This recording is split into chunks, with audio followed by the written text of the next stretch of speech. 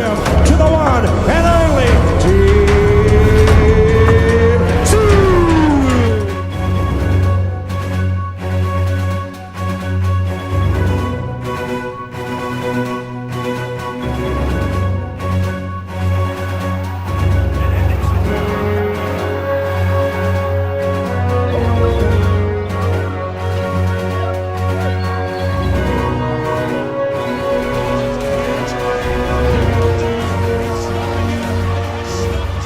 G'day guys, how are we doing? Welcome to Talking Boxing. It is Monday, May the 13th, 2024, and it's been a big weekend. I just want to check, I've had a few issues today with my camera and microphone and everything. If I'm not coming through loud and clear, just put in the comments here. I know there's always about a 30-second delay. I'll make some changes, but yeah, apologies for the camera I've got tonight, guys. I've had a few issues. It probably obviously won't matter to those that listen to Spotify after the fact, but for you, everyone watching on tonight, as I said, apologies for that. So we've got a few people in the chat. It was really good. Obviously just got back from Perth last night. We got in at about 11:30 last night, I think it was, and look, we had a really, really good weekend. I went over with Ronnie Picken and his daughter Karen and Steve and Jack Dilks. It was a really, really good weekend, and it was, good, the sound's good. Okay, that's the main thing. So, yeah, look, we had a ball, and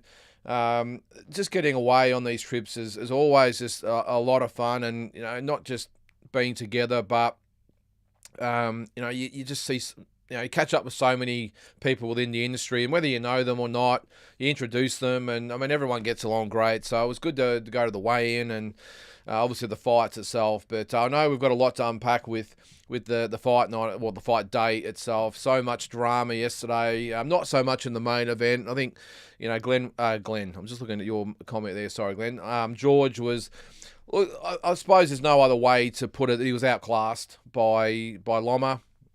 It was just a masterclass, wasn't it? And look, I'll give George credit. He really came and gave it his all, but sometimes, as our good mate Noonan Boy says, it's about levels, and yesterday I think showed that there are levels in it. And look, George reached the top of the mountain in the sport, and that's great. Just hasn't been able to get it done since the Lopez fight in those big fights. And again, credit to him for actually taking these fights, because you could easily take other options. You remember when he won the world title, he probably had a few other options he could have taken, some easier fights or easier defenses. He wanted Lomachenko straight away, and it's only because of the war that it didn't happen. So, and then he fought Devin Haney. So, look, credit to the guy. I mean, is he one of the elite fighters in the world? No, he's not. But you got to give it to him. He's an elite boxer in the sense that he just wants the best. So anyway, we'll go over that. I've got a lot of you guys in the chat. I'm sure we'll go through it all tonight. I'm going to bring up a bit. Well, I've been encouraged to add a segment to the show, and if you remember back when Tassie was on here, we used to do the Tassie's tirade every Thursday night when we recorded it, and because I've always got something to whinge about, I was just going to call it Lynden's Weekly Whinge, to be honest, but I've been encouraged to call it something a little bit more imaginative than that. So I've got a couple of things. I've probably got about a dozen things, but I don't keep it very, very simple. Just this week's I know it's always about the airports and the planes and all that sort of stuff. I'll leave that for another time, but the show yesterday at the arena, I'll get to it a little bit later on, but I've got a couple of gripes, probably 3 or 4 ones I'll throw out there quickly, and I'll get your feedback. But I don't know, I think Uncle Ronnie said maybe call it Lynden's Lash or something like that. I don't know, I'll think of something, but as I said, I was going to call it just Lynden's Weekly Whinge, because that's what it is. So anyway, we'll see how we go. We'll get to the chat, guys. So we've got Ian Davenport in there. Woohoo, mate. Great to have you along, mate. Damien Rochester put $110 on a multi-sugar Neeks straight up and Loma by KO. Okay, walked away with $1,520. Good bloody weekend. That's awesome, Damien. So what's that, 15-1 odds there? That's, is that right? Yeah, 15-1 odds.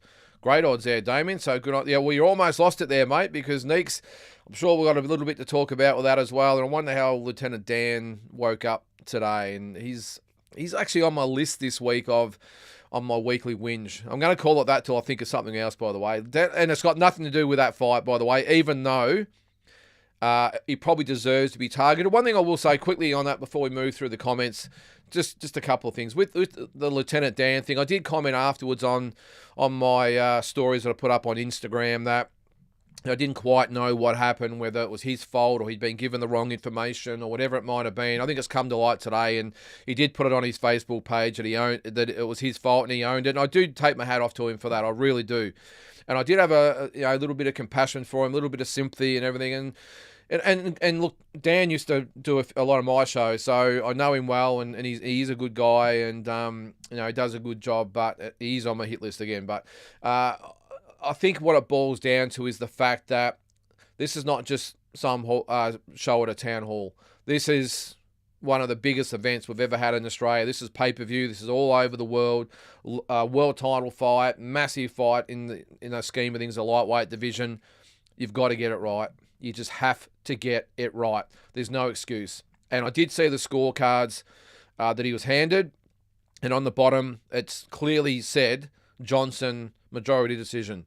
So I don't know how he could have read that Hughes majority decision. I don't know. And the fact that he didn't allow, like there was that, he announced the decision and within 10 seconds he was re-announcing it. That goes to show that what was obviously his mistake, because there would have been no opportunity, you wouldn't have thought, for anyone to get up there and go over it. Oh, I've just knocked my microphone there. Apologies for that. No opportunity to go over it with anyone unless the judges are waving at him at ringside saying, hey, I didn't vote for her. So, yeah, it was a comical or comedy of errors, I should say. So, as I said, I have got a little bit of sympathy for him in that I know he would have felt shocking today, but these guys are professionals. They get paid good dollars to do these shows, and there's just no room for error. It's just as simple as that. No room for error. You have to get it right. And he didn't. So he's had his, what was it? Was it a Miss America or something?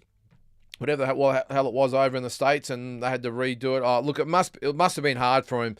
He didn't hesitate though. That's probably the best thing he did though. He didn't stop, think, how am I going to handle it? He just went back and announced it. And obviously Nina Hughes' team, she knew what was up straight away. The referee knew what was up. He obviously knew the decision. And I actually got asked whether that's a common thing, whether the referee knows what the decision is. I've got a feeling they would have to, because the look on his face, he went to raise Neeks' hand and, oh, hang on, and then he's looking around. So, yeah, it was not his finest hour, was it, Damien? But again, he's on my list for something else a little bit later. Who we got there, Asbot? Loma dominates over George, but gets KO'd by Javante Davis. George should retire. He's only going to be a B-level gatekeeper fighter from now on. Yeah, look, unfortunately, Asbot, you're probably right there, mate. It is probably the cold reality of the whole thing, isn't it? That I'm not quite sure where he's going to go. There's been talk about maybe a Liam Wilson fight. I think he's made it clear, or Luda Bella made it very clear, didn't he, that he had no intentions of putting George in with Liam. He sees it as a massive step backwards. Only the biggest fights for George. And he made a good point. Big in Australia, but means absolutely nothing on the international scene. So I think just depends on what offers he gets ongoing. And by the sound of things from Luda Bella, there will be some other fights there for him. And I've got no doubt, you talk about being a gatekeeper, there'll be other contenders, up-and-comers, whatever it might be, that will want a piece of George Kambosos. He's still a name. So I think there's some fights out there, and I do understand, even though I'd love to see him fight Liam Wilson, I do understand Luda Bella's reasoning in that only big fights from here on in for George. And if he comes back to Australia, yes, it'd be a biggish fight in Australia, but the payday wouldn't be there. And I'm not quite sure whether they could even make it work with the no limit versus, in conjunction with Top Rank / Dubala. Who knows? But anyway, we'll see, won't we, Asbot? But yeah, look, at the end of the day, mate, he's made a lot of money out of the sport. Deserves all the plaudits he gets. We still cannot. I know he gets a little bit of flack. He hasn't been able to deliver against Haney and yesterday Lomachenko, and you throw in Maxi Hughes in there, that I think we all thought that he was lucky to win. That Teofimo Lopez win for me gives him so many brownie points. It's not funny. So let's just hope he's happy, he's healthy, he's got his money, he's invested it wisely in whatever he decides to do. Good on him. So Glenn, yes. Geez, I haven't even got out of the comments that were in here before we started. Sorry, guys. I'll get going. There's always a fair few comments before I even start. So, yeah, good evening to you there too, Glenn. Welcome to the show. There's Andy. Yep, congratulations to all the winners, including Loma. Bad luck, Cambo. Yeah, good call, mate. Says g'day to everyone out there. Yep. Yes, smash that like button. Good call, mate. There's Peter. Hi, Lynden. I follow the Maloneys with pride, but I didn't agree with Andrew, and I thought he lost by at least 4 rounds. That's a really interesting take, Peter. Look, again, I put it on my stories yesterday that I watching from the stands, I thought he did more than enough. But when you're watching it live to when you're watching on TV, you don't get a lot of the stuff in close, or you might miss a few things, and it's really hard sometimes to get a gauge of the fight and who's doing what. I knew about the bicep before the fight, so I knew that he was going to be hindered, but his explanation afterwards made a lot of sense, because I was thinking, how is he going to get through this fight? And I think it was all to do with the hook, and he didn't throw a lot of hooks at all, very sparingly. But the way he boxed, I do agree he should have been busier. I think he should. I thought he did close out the fight pretty well in the 12th round. I thought he went to sleep a little bit from rounds 9 to 11 and maybe let Guevara back into the fight, because I thought he'd won the early rounds clearly. Obviously, you don't agree, and that's fine. But I thought he closed out the fight pretty well in the 12th round. But I just got the impression his body language, I thought, as I said, he should have been or could have been a lot busier in a lot of those later rounds. But the body language I was sort of reading from Andy is that I thought he thought he'd done enough. And he was doing enough and had done enough to actually get the decision. So fought a little bit sparingly. And look, with the scorecards, I can't remember what they are. I didn't have a chance to really go everything today. I had a fair bit to catch up on after being away for a few days. But I'm not sure whether even if he had won another couple of rounds would have made much difference. I think Guevara won clearly on a couple. I don't know. Let me know anyway, guys. But either way, look, as I said, mate, I thought Andy won 7 rounds to 5 on the day. But again, you're obviously watching on TV. You had a better view of it, strange as that is. You've had a better view of it than me when I was in the actual building. So, and look afterwards too on that, Pete. I know Andy has copped a little bit about his behaviour after the fight, and I get it. I understand, and we don't like to see that. But just a little bit of perspective from Andy's point of view is that this is a guy that's been burnt, well, arguably yesterday, but the Joshua Franco fight, 100% ripped off in that fight. I don't care what anyone says. That was a punch that caused the eye, and he was robbed of that fight because they spent 30, 40 minutes, whatever, looking for the headbutt. They still couldn't find the headbutt, and they called it a headbutt anyway. So he was robbed in that. Arguably yesterday, in his mind, he was robbed. So I understand his way of thinking, but it's such, unless you see these guys and you're in camp with them, and not just Andy, but all the professional fighters out there, to see what they sacrifice, the time away from their families, their friends, obviously their kids, wives, all that sort of stuff, the money they invest in themselves. Everyone thinks they get paid a lot of money. I assure you they don't get as much as you think they do. They've got to pay for sparring partners, they've got to pay for the team's expenses. It's a lot of money. They've got to pay taxes, all that sort of stuff. So they might get a nice, juicy payday, but most of the time they're lucky to take home half of it. So that's one thing. And I understand the frustration. Yes, we spoke to him on Saturday night at the hotel before the fight, and I just knew what it meant to Andy, and I think it was a little bit of frustration boiling over, and the fact that he honestly thought he won the fight. I think we just got to cut him. I'll cut him the break. If everyone's out there and we're a little bit critical of that, I implore you just to be a little bit more sympathetic to the cause. I mean, it's a tough business. It really is. And to that extent, I probably understand Nina Hughes' frustrations as well. So anyway, I'll keep moving on. I'll fall too far behind. There's old mate Big J. I did meet up with Big J over there. It's nice to see you in person, mate. Better performance from George, just dominated by Loma levels. Yeah, that's the best way to describe it. Big J it's just levels. That's it. Still with Big J, Lieutenant Dan. The controversy of the event, despite all the others. Yeah, geez, he copped it on social media, didn't he? And as I said before, I was a little bit more sympathetic towards him at the start, but he's got to own it, which he has, and credit to him. But to see the feedback from Nina Hughes' team, Lou DiBella wasn't happy either. The ESPN commentators were scathing about Lieutenant Dan, and on social media he's copped it as well. But it just comes down to, as I said, he's entrusted to be the ring announcer in one of the biggest events Australia's seen in boxing. and he dropped the ball. That's the only way you can explain it. And I feel for him, but as I said before, this is not a show at the local town hall. This is 15, 16,000 people or whatever it was, pay-per-view, going all over the world. And as they say, Dan, you had one job, mate. They hand you the cards. It says clearly on the bottom, Johnson, majority decision.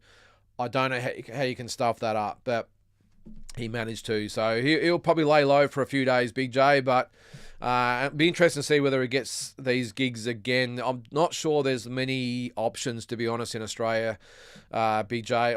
I think he's the best of the bunch in Australia. Although my old mate in Melbourne, I just still think a lot of Perry Cale. I think he's one of the best in the business, and I'm surprised he doesn't get more gigs, to be honest. But maybe next time they might fly someone in if they want to, make sure that they've got the professional they need. But yeah, well, I do feel for him. End of the day, he's got to be accountable, and he's got to wear it, unfortunately.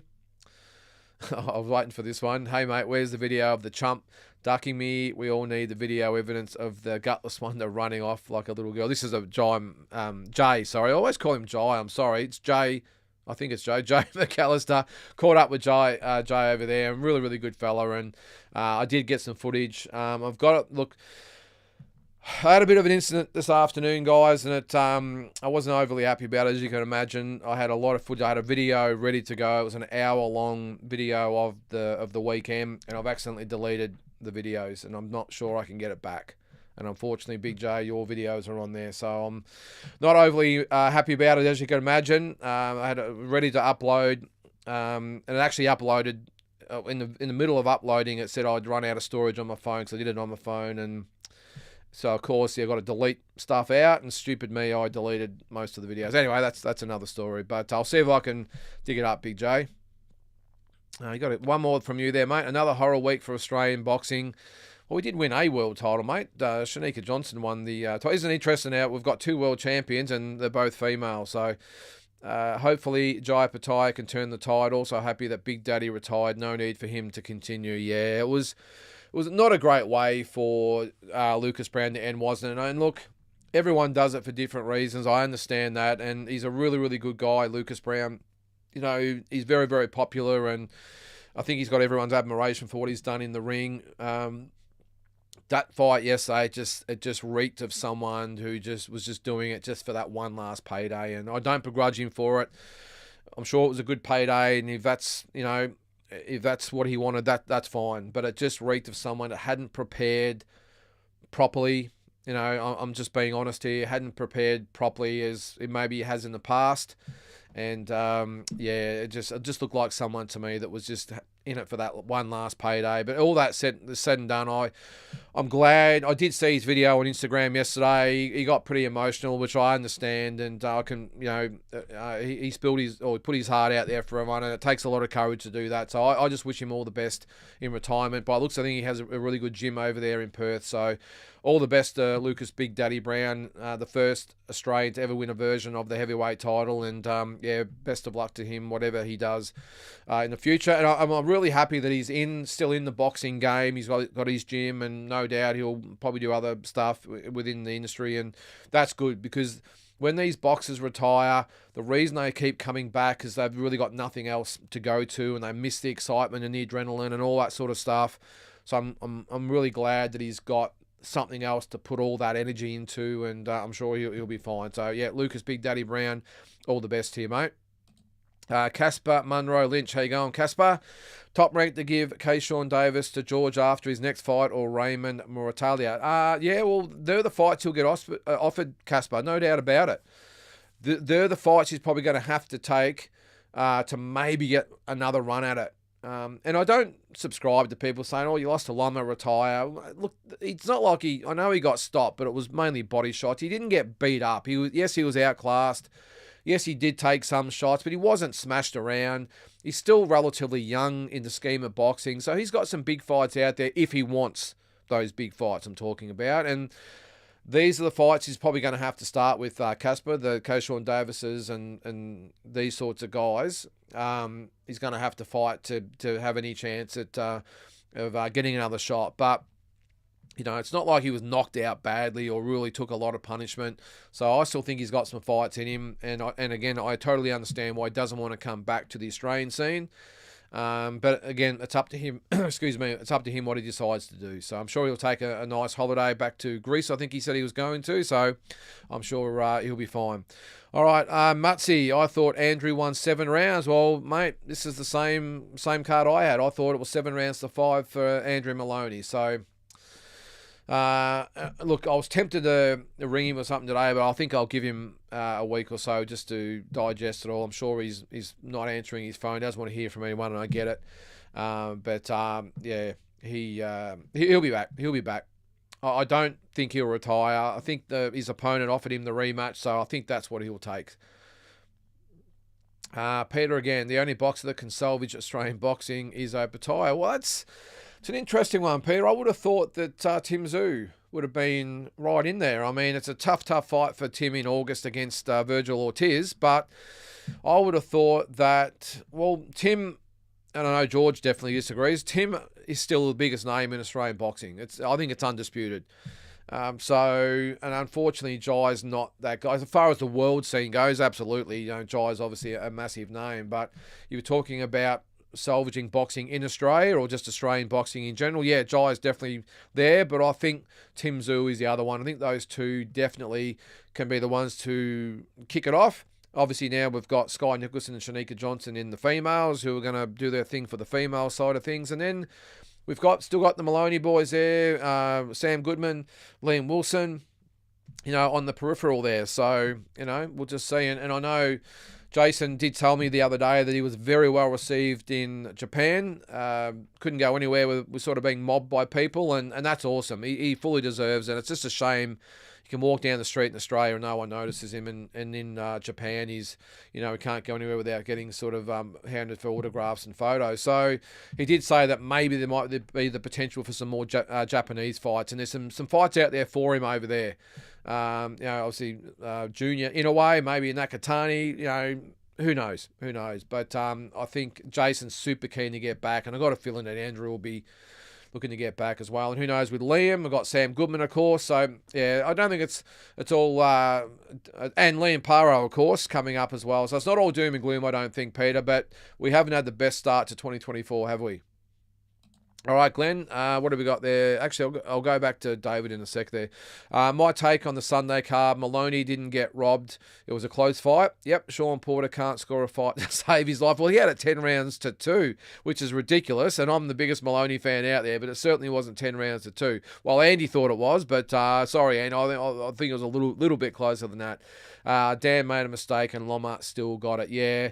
Look, it's a good point you make with the Rob situation, Glenn. And I don't think I've said it at any stage Andrew was robbed. I thought he won the fight, but I understand. I do agree with what you're saying there, because just because you lose a close fight doesn't mean you're robbed. And I think I've said that on here many times. Just because you lose a close fight does not mean you were robbed. But having said that, I thought Andrew won. Well, if you call 7 rounds to 5 clearly, well, I thought he won clearly, but and what was the unsure pointer? Yeah. Well, you would think he would know, wouldn't you? Being a former world champion, but obviously he got it wrong. I didn't obviously see the telecast, so I'm interested to see what he had to say afterwards and how he justified his card. But as Loma still got it, I must admit, yes, I was super impressed with Loma. I think George sort of was a little bit of a custom-made type of opponent for him. I don't know, it was you guys. I did notice that he was just a fraction slower on his feet, a fraction slower with the punches. I'm not sure whether it was just me, but for me, it did look like he'd slowed down just a tad. And you might get away with that against the George Kambosos of the world, but will he get away with it against a Shakur Stevenson or a Javante Davis, these types of guys? I don't know, but might have just been me. I just thought he just looked a little... I saw him fight Haney last year in person at the MGM Grand, and then obviously seeing him in person yesterday, and to me, he just looked just a fraction slower. But again, I might have just been seeing things.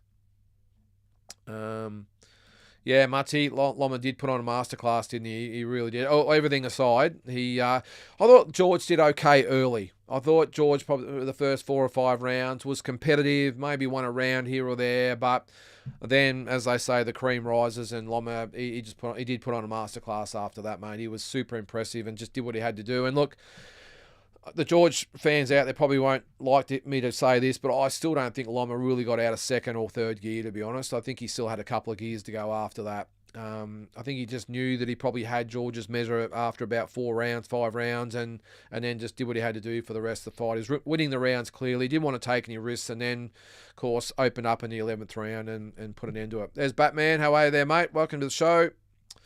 Nath Mays, what do you got there, mate? Even in all, Perth was a good trip, especially seeing Loma live and his wow factor. Good seeing you at the weigh-in as well. And yeah, that's right. I did see you, and I think Tommy B was there as well. So really good to see you guys. And there was a couple of others I caught up with as well. So look, I never really thought that having this YouTube show, I'd go and actually have people that watch the show come and say good day. But mate, I really appreciate it, and it was just good to catch up. There's probably another 3 or 4 others that said, "Oh mate, yeah, watch the show," and that was great. So nice to meet you too there, mate. And there's Kyle. Happy days. Shanika Johnson is champion. My girls are killing it. All we need is for Jai to KO Breedis and Australia breaks even. Yes. Yeah, well, I think Jai will get the job done. But, as I said, only 2 world champions females, so they're leading the way, aren't they? Boxing is shit house. Bill, wait, mate. Boxing is shit house, corrupt crap after what it did to Maloney. Yeah, mate, as I said, I love the boys, but I'm not going to go to that extent where I'm going to call it corruption and everything else. I just think, look, the one thing I will say about the judges, not just about yesterday, but just in general, these are guys, most of them have never had a fight. Most of them have never put in a training camp. Most of them have never, dieted and cut weight and been away from their family and just given themselves to the sport. And I would probably say 99% of them, to be honest. I don't really know of any, elite, professional boxers of any level that have become judges. Excuse me. But this is, I suppose, what I sort of agree with Andrew about in his own way. He was saying he's a little bit more colourful than what I'm about to say. But these are the guys that have never been in the fighter's position. And these guys, and they just sit at ringside and score the fight and go, he'll win it. And, he's the A side, so I'll give it to him. And I just think that's the sort of mentality a lot of them have. They get lazy. And whether they half doze off during the fight or zone out, I don't know. And I think it does happen. And I think if in doubt, they go, I'll just give it to the A side or the champion or whoever the crowd's cheering for. And I've got no doubt it happens. They are human, by the way. And I just don't think sometimes they grasp the concept or the magnitude of what they're playing with. Literally these people's lives and their livelihood. And, Andrew wins that fight yesterday. It's just an example here. But Andrew wins that fight yesterday. Who knows? There might be a $1 million payday to fight Bam Rodriguez or Estrada next, whoever wins that fight. You know what I mean? I just don't think they grasp that concept of what this means to these fighters and what they actually give up. And I just think sometimes they get a bit lazy, whether they, as I said, they zone out or look away or start daydreaming or whatever the hell it is. I've got no doubt that happens. So I don't think they mean it, Bill. I don't think corruption is, having said that, I'm sure there's maybe some envelopes here. I don't know. I'm not going to probably put that out there because it's just a guess. But that's one thing I reckon definitely does happen, Bill, is that there's just the judges who just don't give it their ultimate attention and focus, and as a result, they make some bad decisions, and it affects these guys' lives. It really does. So, Dave, need to call out the tie and jacket on Sean Porter. I didn't actually see him down there, Dave. I saw him at the weigh-in. He was just in a plain T-shirt. And really nice guy. He, Ronnie and Karen got a photo with him and introduced, and he was a really lovely guy. I seen him actually. Little Tucker would have been 8 or 9 or something like that. Said he wanted to be a boxer, and Sean was having a good chat to him about it. It was really good, but a nice guy. But I think we see it here a lot with the football channels and that sort of, on the football and stuff. They just get these ex-athletes, whether it be fighters or football players, whatever, to put them on because of the name, and they're not real, I suppose, experts. Is that the word? But anyway, I'll let you guys make your own opinions on that one. Batman. Kambosos is a warrior. Gets far more credit for taking the fights. Just think he's fought Teo, Haney, and Loma, 3 guys. Tank won't be fighting anytime soon. Brilliant point, Batman. And this is the thing I would say to the most ardent George Kambosos detractor or hater, whatever you want to call them. The whole beating Lee Selby was good, beating Mickey Bay was good, but both of them, of course, were pretty much on the way out. But to then beat Teofimo Lopez, to have an option of probably fighting a multitude of other fighters in his first defence to get an easy one under his belt, he said, no, I want Loma straight away. When that fell over, I want the next best. I want Devin Haney. And I want him twice. And then, what fight do you want? He got the IBO title last year, of course. What do you want? Well, I want Lomachenko's. I can't speak highly enough of George as a fighter. And regardless of what you think of him as a person or whatever it might be, you cannot take away the fact that as a fighter, he is a fighter's fighter. And he'll have my respect forever, Batman. So I agree with you there, mate. Yes, Peter. We'll get the black and white hearts up there. I didn't actually see their game, mate. The old Blue Boys, we got the win. That was the main thing, but we struggled a bit. How big was Porter's tie? Okay, well, I didn't see that. There's Sam. G'day. Was it Som? Sorry, Som. Nice to see you there, Som. I don't think you've been here before, but welcome to the show, mate. Glenn says Tank continues to duck the top guys. He's a little bit chirpy in the last sort of 24 hours, though, Glenn, wasn't he? I think he saw that Loma might have seen what I thought I saw. He'd slowed down just a little bit and thinks maybe this is the best time to get him. But I don't really take Tank Davis that seriously these days, Glenn. I really rate him as a fighter. I think he could definitely beat most of these guys. But until he actually steps in the ring, I know he's had Ryan Garcia. And, geez, we're going to talk about Garcia and Kambosos today. Geez, fair income.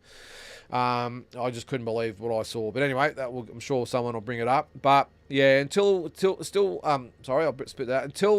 Tank actually fights a Haney, a Stevenson, a Loma, of course, one of these types of guys. I'm just not going to put him in that upper echelon, mate. Not yet. Yep. So sorry, that was Glenn there. Looking forward. Ben Whittaker in the mix. Is that what's that there, Ian? What's that? Is that UFC or something? I'm not sure. Whittaker. I'm not sure what that is, mate. Sorry. Fill me in.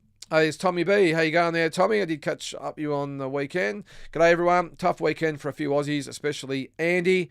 But good to see you at the weigh-in at Lynden. Yeah, nice to see you too, Tommy. And it's really good to actually put a face to the name sometimes. And that's the other good thing. As I said before, it's great catching up with the boxing fraternity and people you know, but then to actually see people that watch the show, it's even better. So good to see you too, Tommy. Caspar, not true. George would have won if he had taken easier title defences, e.g. Maxi Hughes. Oh, sorry, not sure. Not sure George would have won if he had have taken easier title defence. Yeah, well, not a bad call, Caspar. Maybe it was. Look, I was just going to say maybe they weren't sure he'd be able to actually beat the top guy, or make multiple defences. So we'll just take the biggest fights, while they're there. But no, I don't sort of subscribe to that because there's not many more confident fighters than George Kambosos out there is there. So I just think he would have backed himself to beat anyone. But yeah, well, in hindsight, it's probably a good thing, isn't it, Caspar? Because he fought those elite guys and got very well compensated. He wouldn't have got that type of money fighting the Maxi Hughes if he had that, even if he had the belts in. So probably a good call to fight Haney and Lomachenko because he probably would have walked away with a few $1 million per fight. So. What's that, Tommy? Seemed like the ref knew the decision as he went to hold Chanika's hand up before Dan said, and still, yeah.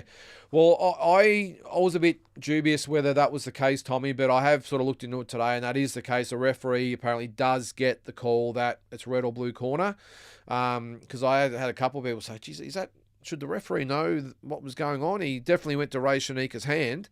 But, yeah, it was sort of clarified today, Tommy, that is the case, that the referee most of the time, well, probably all the time in big fights, knows the result. So, Paul Michael Craig, Lieutenant Dan was terrible all night. Yeah, he was. Well, let me get to my first weekly whinge. And we're going to start with Lieutenant Dan. Now, it's got nothing to do with the Johnson Hughes fight, although I'm sure I don't need to have a whinge about that because he's copped it all day from everyone, so I'm not going to go into that. We'll call it a little whinge. We'll call it a starting whinge of the week. It's the introductions themselves. Now, do we really need to know that George Kambosos has won the the IBF Pan Pacific and the WBO interim silver intermediate global title? Do we really need to know that? And then do we need to go through Loma's, every single amateur tournament that he won and every single title he's won? I mean, in these fights these days, there's so many belts that these guys fight for, not just world title belts. There's always a regional belt or an interim belt or a silver belt or a global belt, always fighting for a belt of some kind. So my thing with Dan, Lieutenant Dan, is I've got a feeling these guys in the ring are getting cold, waiting as they're getting introduced. It takes that long. They'll probably cool down because he just goes on and on and on and on with the resume. I think, do we really just want to get back to, say, with George Kambosos, hailing from Sydney, Australia, with a record of blah, blah, blah, blah, blah, the former unified lightweight champion of the world and the current IBO champion of the world, George Ferocious Kambosos. Is that how easy it could be? And Lomachenko, former two-time Olympic gold medalist, former three-time world champion, the current number one IBF challenger, Ukraine's pride and joy, whatever you want to say, Vasily Lomachenko. That's how easy it could be. Go to the middle, touch gloves, and let's go back to the corner. But it's just and every fight was the same. And as I said, like every fight, even the interim, undercard fights, it just takes forever. So that was probably my first gripe. My gripe with Lieutenant Dan this week. Just get to the basics. And in this day and age, it's almost like the announcers are trying to outdo each other with who can be the most outrageous, who can, be the most entertaining, who can go with the longest introduction. I don't know, but it's just look, the thing throwing the things up in the air, whatever. That's his thing. That's his shtick. Good on him. I'm not really stressed about that. But as one of the commentators I see in Australia, like literally yells in the fighter's face, gets in their face, and anyway. But that was probably my gripe with that. And I did see there was some criticism in Andrew's fight announcing the decision of that one. I must admit, on the day I didn't pick it up, but there was a lot of criticism about the way he announced the decision. I don't know whether it was the order or however he did it, but as I said, there's a lot of criticism about that today, but I didn't notice it on the day. I was just listening for the cards. And Dan, don't call it a competition. I don't want to hear you say, and whoever judge scores the competition. Okay, that might be your little thing as well. It's a fight. Such and such scores the fight. It's not a competition. As I say, you don't play boxing. It's not a competition. This is a fight. Call it a fight. Okay, and all the other ring announcers out there, just, call it the way it is. Play with a straight bat. Don't get too adventurous because we're there to see the fight, not you. And you don't need to try and outdo everyone else. We get it, okay? Just do your job. Go back to sit ringside and announce the decision correctly. That's all we ask. Anyway, that's whinge number one tonight. I'm going to get to the event itself later. All right. Sorry, I'm probably way behind here. Sorry, guys. I'm on the soapbox tonight. That announcement was terrible for Nina and Shanika. Can't make any excuses. He was a joke. Yes. Yep. With a capital J, mate. Kambosos has lost to two superstars of the sport. Yeah, got to give him credit, Peter. It's not like he's lost to Spuds. I mean, you could probably say Maxie Hughes was lucky, but I'm sure every elite fighter out there's always had one or two that they might have thought themselves a little bit lucky to win. But, to have the L's on his record, lost to Devin Haney twice, lost to Lomachenko once. It's not like he's losing to Journeyman or whatever, is it? So, all right, Batman. Kambosos always takes a challenge. Much respect to the Warrior, regardless of his next move. Still has an amazing win over Tio, regardless of whatever happens next. And that must be eating Teofimo alive. The fact that he has it over him. And that was actually one fight they actually talked about, was maybe George going to 140. I think he's actually small at 135. I'm not sure whether going to 140 is going to be a smart move for him, to be honest, Batman. But if it's the right money, then who knows? What do you get out of a Liam Wilson fight? I like a fight with Paro, but he looks out of reach at this point, especially if Paro beats Matisse. Yeah, if Paro beats Matisse, he's looking global. Yeah, he's looking big time. And, as I just said, Dan, I just don't think George would, the 140-pound thing, I just don't think it's going to really suit him, I don't think so. But again, money talks, so we'll see. All right, Peter. I have nothing but respect as a boxing fan, Andrew, but I thought he didn't do enough. Yep, I hope he bounces back. They're a great family, yeah. And you will not find, I know I say it all the time, nicer guys than the Maloneys. They really are the nicest guys in the sport. They really are. You know, they'll have a photo with anyone, an autograph, whatever it might be, an interview. They just, give you their everything. They really do. Actually, one thing I might have salvaged that I had on my other camera was an interview I did with Jason, so I might upload that anyway. I caught him at the airport on Friday. He was on the same flight as us, and I caught up with him for probably a 5 or 6 minute interview, so I might upload that anyway. But although I'm probably sure that there's probably 10 other people who got interviews with him up over the weekend, but I'll put mine up anyway, and you can have a look at it. Peter says, agree that Davis sleeps Loma if they fight. Yeah, I don't think Davis would be a good fight for Loma, Peter. Again, they say styles make fights. I just think Davis might be a bit too big just strong, punched a bit too hard, because Loma's a pretty small lightweight as well, even though Davis is obviously a lightweight. But yeah, I'm not sure that's the smart fight for Loma, Peter. Look, I wouldn't mind seeing the Shakur Stevenson fight. That'd be pretty good, I think. So maybe that's something they'll look at. Or Navarrete might be another one. He's got a WBO fight coming up, so if he wins that would probably be a good fight for Loma, because Navarrete is not the fastest guy in the world. He's not the most nimble, and I think he would be custom made for someone like Loma, just to pick apart and move around and do his thing. So there's Frank Maselli. How are you, mate? Welcome to the show. Lieutenant Dan is like a cheap real estate agent. All right, I hope Dan's not watching tonight. A lot of noise, no result, and good performance. He's hard to watch. Never like him. Yeah, I think when he first started, Frank, I think he was actually very well received. I think people liked his American thing and everything else. But I think as it's gone on, I think he's tried to add a few extra layers to his routine, I suppose, if you want to call it that. And it's made it a little bit cringe sometimes. But I'm not sure he's watching tonight, or listening to it after the fact. But yeah, I think Aussies just we're pretty plain Jane here in Australia, aren't we? We're pretty black and white. We don't want to get all colourful. We just want it black and white. And I know I'm old school, but as I said before, I just want the fires announced, and let's just get on with it. Paul says Stephen Pios is a great ring announcer. Yep, no, he's okay. What's that there?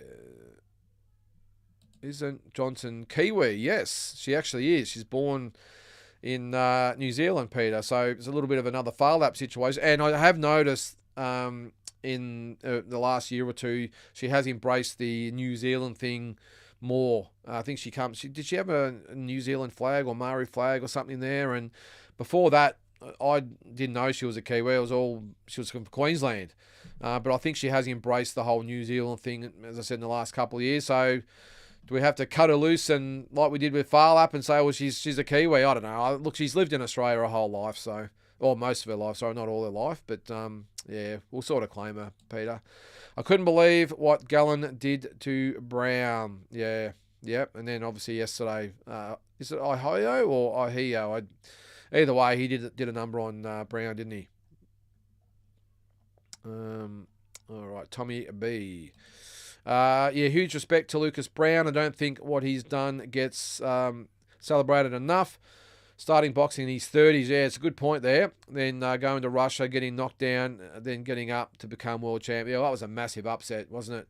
And a great performance. That was probably his last good performance. I know he knocked out Junior Farr, a couple of years ago, but Junior Farr wasn't, in that guy's level. What was his name, the Russian? Was it Shaviev or whatever it was anyway? But yeah, it was a great performance, Tommy, and that's always something he's got to hang his hat on anyway.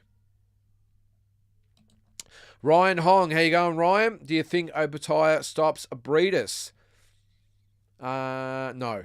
I think he beats him on points again, Ryan. I think we'll see a little bit better version of Breedis this time. I think I won't say he underestimated Jai last time, but I don't think he gave him his full attention. Now, maybe that is a definition of underestimating, but I think it'll be a tough fight this time for Jai. I think Jai's come a long way since that first fight as well, but I think we'll see a better version of Breedis this time, and I think It'll be a tough fight. It'll be just as tough as that first one. Hopefully there's no broken jaws or whatever this time, but I think it'll be a tough fight. And neutral ground again, remember, it was in Australia last time, which always is a little bit of a home ground advantage. Always makes you grow a bit of a leg, an extra leg. But I think it'll be a tough fight, Ryan, but I'm expecting Jai to get the job done on points. What's this? You lost the footage. That was some of my. I'm sorry, Big Joe. Well, how do you think I feel, mate?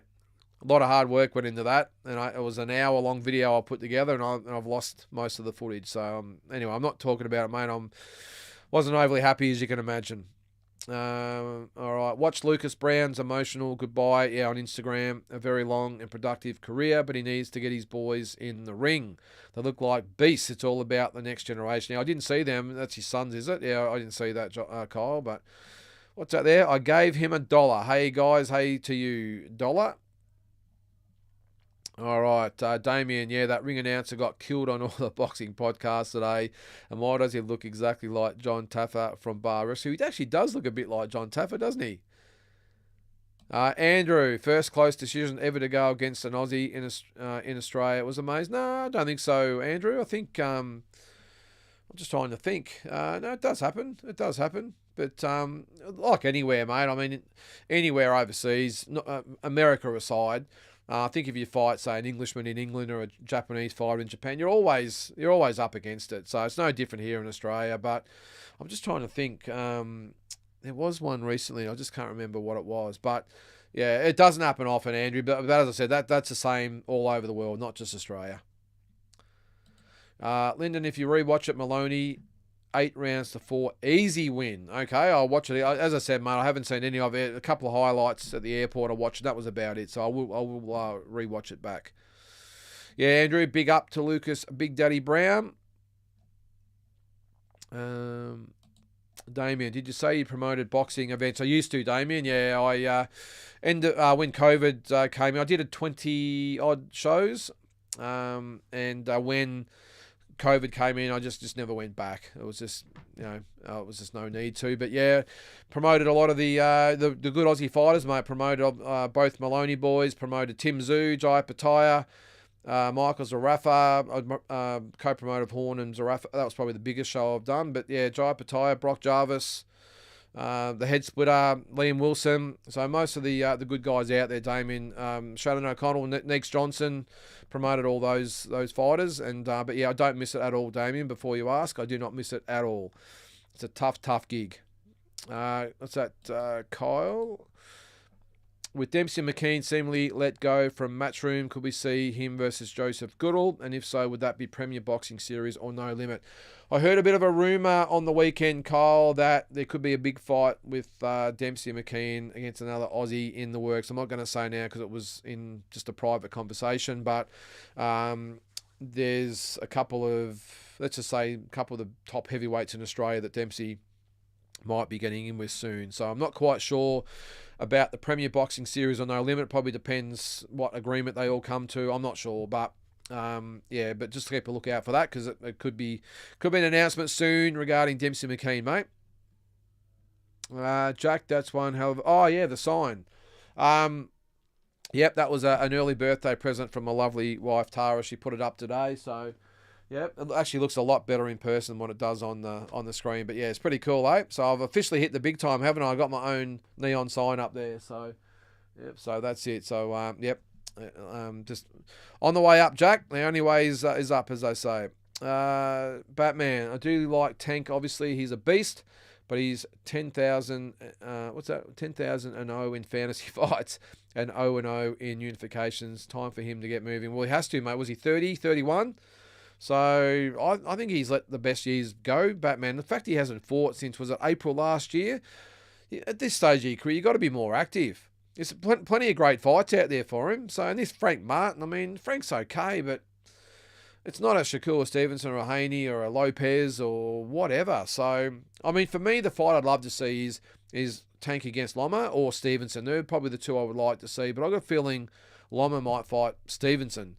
And what does that do for Tank? Who knows? But maybe it's Navarrete. Who knows? But he needs to pick it up, Batman, because He's just been treading water for a couple of years, hasn't he? Or probably the last 5 years. Absolutely loved the exchange between George and Ryan. Yeah, exactly what George needed to do after that fight tonight. Yeah, look, I saw it this morning, Jack, and look, combination of horrified and disgusted and whatever you might want to say. Now, I was, barracking my ass off when Ryan beat Devon a few weeks ago, and I've always sort of liked Ryan, and I like what he brings to the sport. I like the controversy, but what he did yesterday, mate, that is or was it this morning or yesterday, whatever, as Big J would say there, an absolute chump move, a dick move, if you will. To say that about George's wife, I would have reacted exactly the same way as George. Disgusting and disgraceful, to be honest, Jack, that Ryan would joke about that, or if it is a joke, but whatever it is, it's no one's business. Just shut up, Ryan. If you want to do your trash talking with George, that's fine. But to bring family and wives, girlfriends, whatever, it's for me, mate. I'm not sure how everyone else sees it out there, but I thought it was disgusting and disgraceful that Ryan Garcia would bring up George's wife. So that's all we'll say about that. Heaps of fruit farmers over here trying to scout Tank.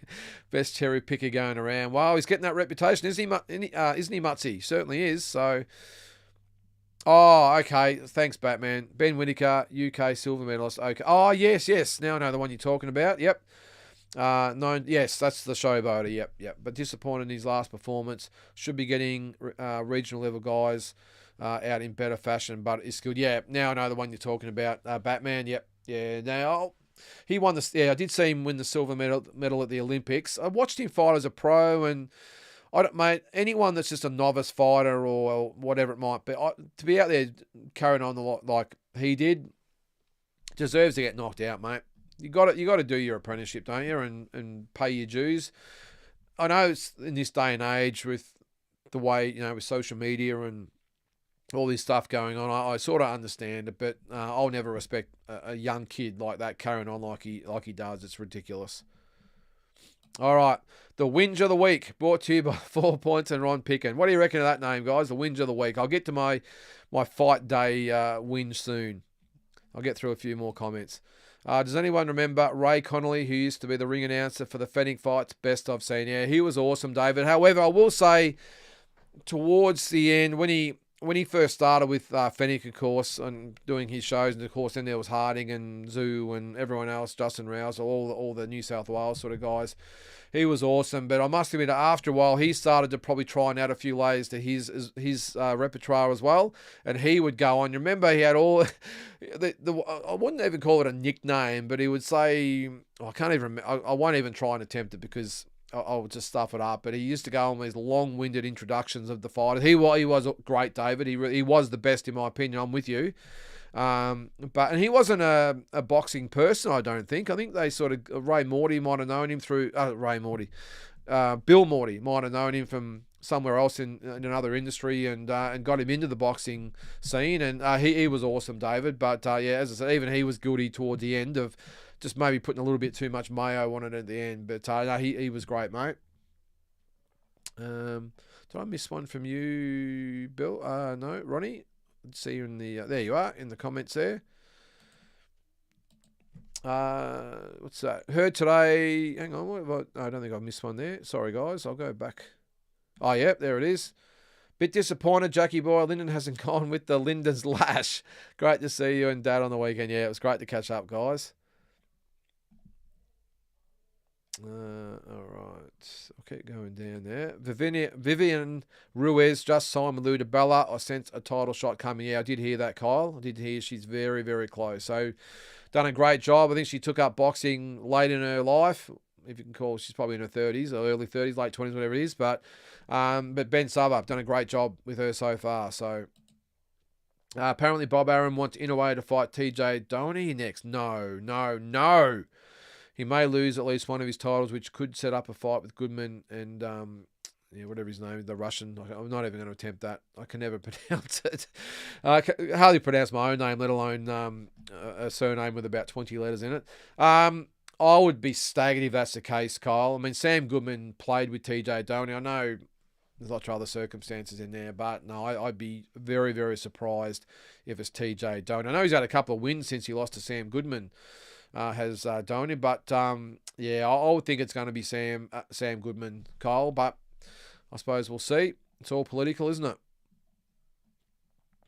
it? Heard today on the boxing grapevine, Zach Dunn is making a return to boxing. Thoughts, anyone? I'm just going to say one thing about that, Ronnie. If anyone should maybe look at a career change, it is Zach Dunn. That's all I'll say. Tough and hard, but when you got to take 3 punches to land one, it's not good for your long-term health, mate. That's all I'll say. He was a strong fighter back in his day, though. Would love Ronnie would love you, Lynden, to run your T. Oh, okay. All right. Okay. I'll run. I might be letting this out the bag. I haven't trademarked it yet, Ronnie. I haven't told Tara I'm doing it yet. I'm just joking, Tara, if you are watching there. The T. All right. I've had a concept for a while, and Tara will probably tell me to shut up here because she hates when I spill my guts with my ideas. But I had an idea a while ago, and I'm not going to do it, so I don't care. Someone can steal my idea. It was going to be called Ultra Boxing or Turbo Boxing or something like that, and it's a T20 version of boxing. 1 minute rounds, 30 seconds break in between, and whole separate competition, a whole different sport, if you will. It's a bit like what cricket is. You got the tests, and then you've got you got the 50 overs, but mainly it's the test and the T20. My idea was ultra boxing, 1 minute rounds. So I have a separate belt, all that sort of stuff. 30 seconds break. No rounds can be scored even. They've got to be, you've got to pick a winner, which is tough on a 1 minute round because it's just going to be rock 'em, sock 'em. And then a normal fight, they'll be odd rounds so that you can't have a draw. So a normal fight may be 9 1 minute rounds. I know it's obscure, but this is what they said about UFC when it first came in and bare knuckle boxing and this stupid slap thing. 9 ones might be 15 ones for a title fight. How good would that be? So anyway, that's my old idea. Ultra boxing, 1 minute round. So if you see it out there in the next few months, it was my idea. The Ultra Boxing Championship. Anyway, let me know what you reckon. I think, Ronnie, you liked it. Like the concept. All right, Nate says the Zerafa fight against Liam Smith may happen in Australia, which would be cool. I did see that Liam Smith was maybe looking at someone else. Nath. I did see a little bit of stuff with Michael Zerafa sort of being announced. Mate, look, I know I'm being harsh. It might sound like I'm always sort of giving Zerafa a bit of a boot, but it's a nothing fight. It means nothing in the scheme of things. Let's face it. And I'll be staggered if Liam Smith took the fight. What's he got to gain out of it? Neither one. Look, I don't understand it. Well, I can probably understand it from Michael's point of view because Liam Smith's still a name. But Liam Smith versus Michael Zerafa in Australia, well, so I don't care. Do you guys? I could not give a shit about that fight. Could not care less. Certainly wouldn't buy a pay-per-view. So it might be different if Zerafa goes to England. Then maybe we've got a bit going on there. It's a lot more money over there and maybe status. I don't know. But in Australia, well, let me know. Michael Zerafa versus Liam Smith in Australia. Does it really warm the cockles, as they say? Not for me. I couldn't care less. Sorry, that's just me. But as I said, in England, maybe a different story. But I'm not sure what the fight means to say a Liam Smith. He's got a guy that's just been obliterated in 2 rounds in a world title fight. Why would you fight him to try and, the same as Chris Eubank being mentioned, why would you want to fight Michael? You know, these guys don't fight very often at all. Why would you want to fight Michael Zerafa if you're one of those guys? I mean, Michael, again, I'm only speaking the truth here, guys. Let me have it if you will, but Michael Zerafa is a bit of a name in Australia, but outside of Australia, he's nobody. So why would you, if you want a bit of a name like a Eubank Jr. or a Smith in England, why would you want to fight Michael Zerafa, who's just coming off a second round, annihilation? It just doesn't make sense. So if it does happen, that'd be great, Nath. But I'd be staggered if it was in Australia. And if it is, again, who's going to care? Anyway, let me know your thoughts. Ian, yeah, is that what we're up to now? 1,220 subs. Yep. We're killing it, Davenport. It's official, mate. I'm a superstar. Not. All right. Thanks, Andy. Yep, that was Tara's doing the neon sign. Ryan acts like everyone's out to get him. but does he listen to himself talk? Says everyone's a hater to him, but says something like that. The other thing, Tommy, what I will say, I'm not a religious guy at all. Never have been. You could probably define me as an atheist. I'm just not religious at all. This guy claims everything he does every day on Twitter or whatever, X or whatever, Instagram, whatever he's on these days, it's about Jesus and God and loving the religion, all that sort of stuff, and comes out with this shit. Is this, again, if you're religious, let me know, is this the norm of religious people these days? And Devin Haney and his dad are no different. Are they Muslims? Yes, I think they're Muslims, yeah. And some of the shit that they carry on with, but not as bad as Ryan Garcia, by the way, but am I missing sort of something here? I would have thought if you're a religious... I just remember back in the day knowing religious kids when I was at school, geez, they wouldn't cross the street unless they had permission, and these days you're going on about people's wives and you're doing drugs and I don't understand it. But for me, mate, I loved what he did against Devin Haney, but as a person, if that comment, what he said to George Kambosos is correct, mate, I just think he's a piece of shit, to be honest. That's just my honest opinion. What's that? And Drew Lynden, have you come up with when an Aussie losing a close one in Australia yet? Like hen's teeth, Maloney was dead unlucky. Yeah, I'll have to come back to you on that, Andrew. Look, you've got me. I can't think of any off the top of my head unless someone else can out there. But no, but I'm sure there's got to be one or two. But I understand what you're getting at there. But I know the moral of the story is that it's hard to get a decision here, but it's no different anywhere else, mate. So, all right, Damien. Yeah, the new generation in their mid-20s and younger would say absolutely anything, especially if it's on the internet. Yeah, that's what I don't. That's why I'm very glad I grew up in the 80s and 90s, Damien. I feel very blessed. There's Daryl. G'day, Daryl. How you going there, mate? Andrew, of course, Andrew's dad. Andy followed advice from his very experienced corner. Look into video of Judge Oliveira's copying scores under supervision of WBC rep. Andy, 115, 113 all day. Well, that's the way I had it, Daryl, 115, 113. But that's an interesting take. So, yeah, well, there you go. So, and as I said before, I thought Andy could have picked it up a little bit, but at the same time afterwards, he said that he didn't think he had to pick it up because he was winning the fight quite comfortably. So, yeah, and obviously I didn't hear what Angelo was saying in the corner, but that's good input there, Daryl. And let's hope that Andy keeps going once he's cooled down and everything, and we see him back, especially in that rematch, mate. So, all right. Damien, are you getting rid of DAZN after the price hikes? What's it gone up to, Damien? Let me know. I did pay a yearly subscription, Damien. I think it was 120 or something for the year. And from what I heard, that's actually quite good. But I did get the Stan app, and I got rid of that straight away. I got it for one of the fight nights as a free trial, and then got rid of it after that. And I have heard people that get DAZN and then just delete it afterwards. But yeah, I think I got a pretty good deal for a year. But I don't really watch it that often, Damien. Sometimes I forget the fights are even on, if they're not one of the big ones. So, and if it is a pay-per-view, well, they have it on main event anyway. So just buy it off that, and you don't have to stream it, of course. You can just watch it on the TV. So, yeah, I'm not a big one for DAZN, Damien. I just don't rate the telecast or anything like that. So, Lou DiBella took a sneaky shot, at the exclusive TV deal that exists in Australia. Is that right? I didn't see that in the press conference after the fight. Good to have an international promoter calling it out. Well, I did talk to another couple of people that are well known in the industry in the promotional circles in Perth, Tommy, and they both weren't very complimentary of the No Limit deal. They think it's really just ruined the sport in Australia. Now, look, I've been a supporter and a detractor of No Limit, and I always try and make it so that we'll have a bit of a mentality of, I won't say anything unless I can back it up if they call me out on it. And so, as I said, I've had some good things and bad things to say about No Limit, but the TV rights deal I was okay with at the start, because if the Fox executives were looking just to make it easy. And let's not forget they've got football and soccer and cricket and and netball and basketball to contend with all their rights and who's going to take it. I totally understand they would have looked at the boxing part and said, you know what, let's just get the best guys out there that are at the top of the threat and just give it to them, and that's one less headache we have to worry about instead of dealing with all these different promoters. So I understand that, but it's probably since then. The last pay-per-view was pretty good though. I know a lot of people said, and me included, said it probably wasn't worth the Nikita Zoo fight being a pay-per-view, but the card itself was really solid, I thought.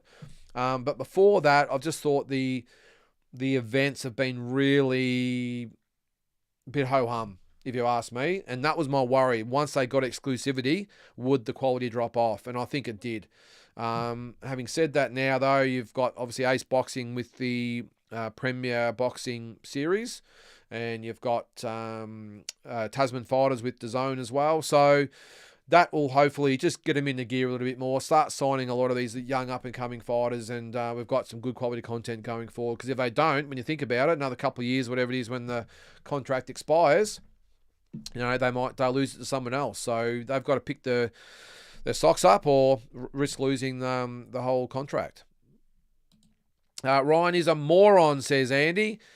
Shake my head at this point. He's just saying anything controversial for publicity. Calls himself a Christian, but continues to show non-Christian-like traits. Yeah, well, that's what I said, mate. I agree wholeheartedly. I used to work with Ray Connolly's son, Anthony. Okay. Am I just imagining that, Paul? Did he have a boxing background? I thought he was from somewhere else and Bill Morty brought him into the fold, but correct me if I'm wrong. Oh, thanks, Kyle. You always help me out there. Akmadiliv lol. No, sorry, it's not lol. That's user saying lol. Akmadaliv. I can never pronounce these names, so, yep, thanks, mate. Any news on when Nikita Zoo is fighting again? Yeah, I heard it will be... Oh, when do they say? What is it now, May? Was it August or... No, it wouldn't be August because Tim's fighting now. I think it might be September. Don't quote me on it, Damien. This is not coming from anyone from Team Zoo. It's just someone that knows someone that knows someone. But I did hear September, and was it going to be Cohen Mazudia, but was someone else thrown in the mix? Who was it? Someone else is thrown in the mix as well. Anyway, let me know if any of you guys out there know a bit more about it, because I just on the impression it was just going to be Cole Mazudia in September, but as I said, someone else has been thrown up, and I just can't think of who it is at the moment. Could be Inoue Goodman on the AJ Wembley card. Sounds crazy, but apparently they are trying to put Inoue on that card, and courtesy of Turkey. Yeah, I'd be surprised, Batman, unless you got a massive payday. Why would you leave Japan? Just no need. You got to remember, Inoue and other Japanese fighters don't really care about, we all think you've got to go to America to make it big. You have to be in America. The Japanese fighters don't think that way. It's an honour for them to fight in their own country in front of their countrymen.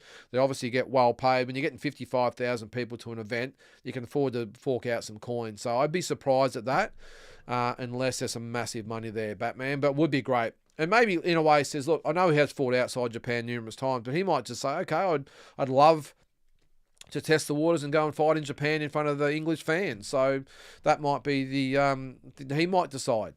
But yeah, as I said, I'd be surprised if it was a strategic decision to fight in England when you've got the classic home ground advantage. Did you hear that Zerafa wants Liam Smith? Yep. Also with George versus Garcia, I'll hold Ryan down. My George sinks the boots in. What a wanker, yeah.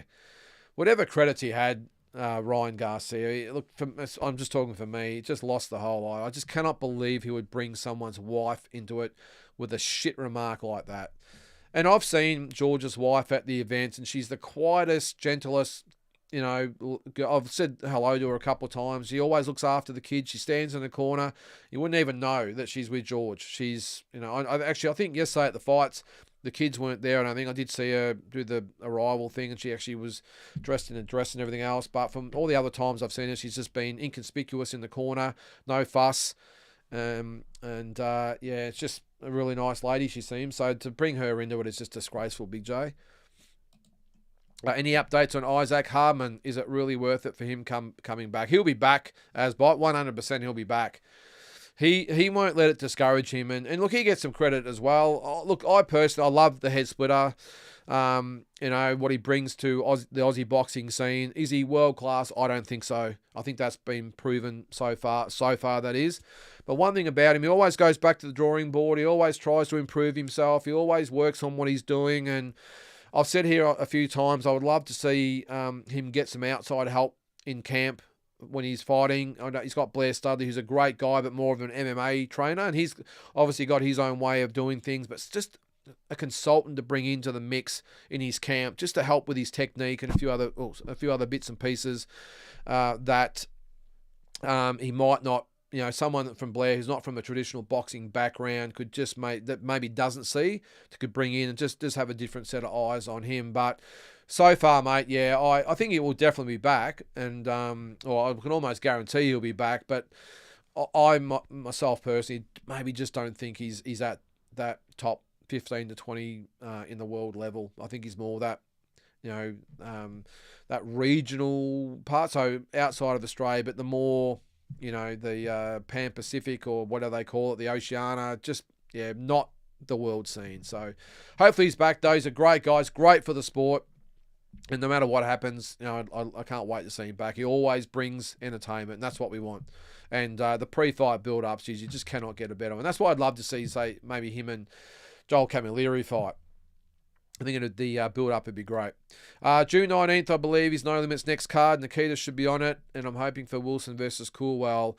I don't think... I was just going to say it could happen, because Wilson and Coolwell... Wilson's obviously with No Limit. Coolwell was with Tasman, but now he's with Icons, I think, so maybe they might be able to get along. I was just going to say it will never happen if Coolwell was with Tasman, because Tasman and No Limit aren't the best buddies, but you never know. June 19th is the next card, I think, too, Kyle, but I was under the impression that Nikita they were going to put in September. Maybe I'm wrong. That's just what I heard. That's only a month away. So from what I've seen, Nikita's not necessarily training the house down at the moment, I don't think so, but maybe I'm wrong. If it is the case, then it'd be great to see him back, but September was what I heard anyway, so we'll see. Thanks, Andy. Akhmat Daliev. Yeah, I'm just hopeless with the names. Damien, holy, that would be absolutely epic. You imagine the slugfest you would have at heavyweight. Great idea. Oh, that's the the ultra boxing. I think it'd be great, Damien. I think it'd be really well received. And in this day and age of people's attention spans are very, very short. That's why T20s is going off for cricket and test matches are struggling. The attendances and all that sort of stuff. It's a whole new concept, and the TV, and these fights are over in 20 minutes, 20, 25 minutes, the title fights.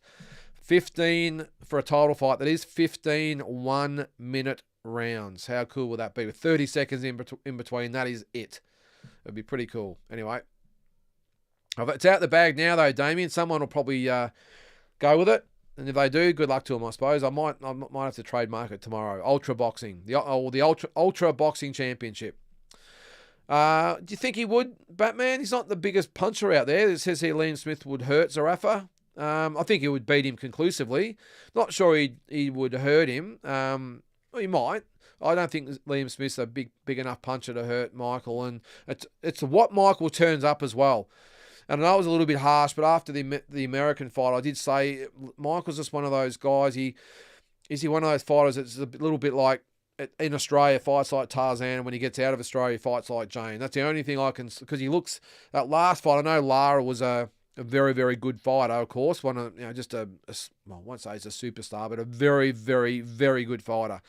So I can understand Michael being a bit apprehensive, but just hasn't been able to bring the Australian form that he has and get anywhere near it overseas. He always just looks like, especially in that last fight, he just looks so timid and so tentative. And the only chance I think he would have had is go out there and really put it on Lara, not be silly about it, but let him know he's there. And he was just so timid from that first bell. And will we see that if he fought Liam Smith? I don't think so. I don't think Liam Smith's held in the same regard as Andy Lara, but he needs to bring, in Australia, he's so brash and cocky, but in a good way. He's so confident in himself, and he just backs himself and fights that way. But when he leaves Australia, he just tends to go into his shell and gets so reactive instead of being proactive. So would he? If it was in Australia, it might be a little bit different. But I think if it was in the UK, I would back Liam Smith to win that fight pretty comfortably.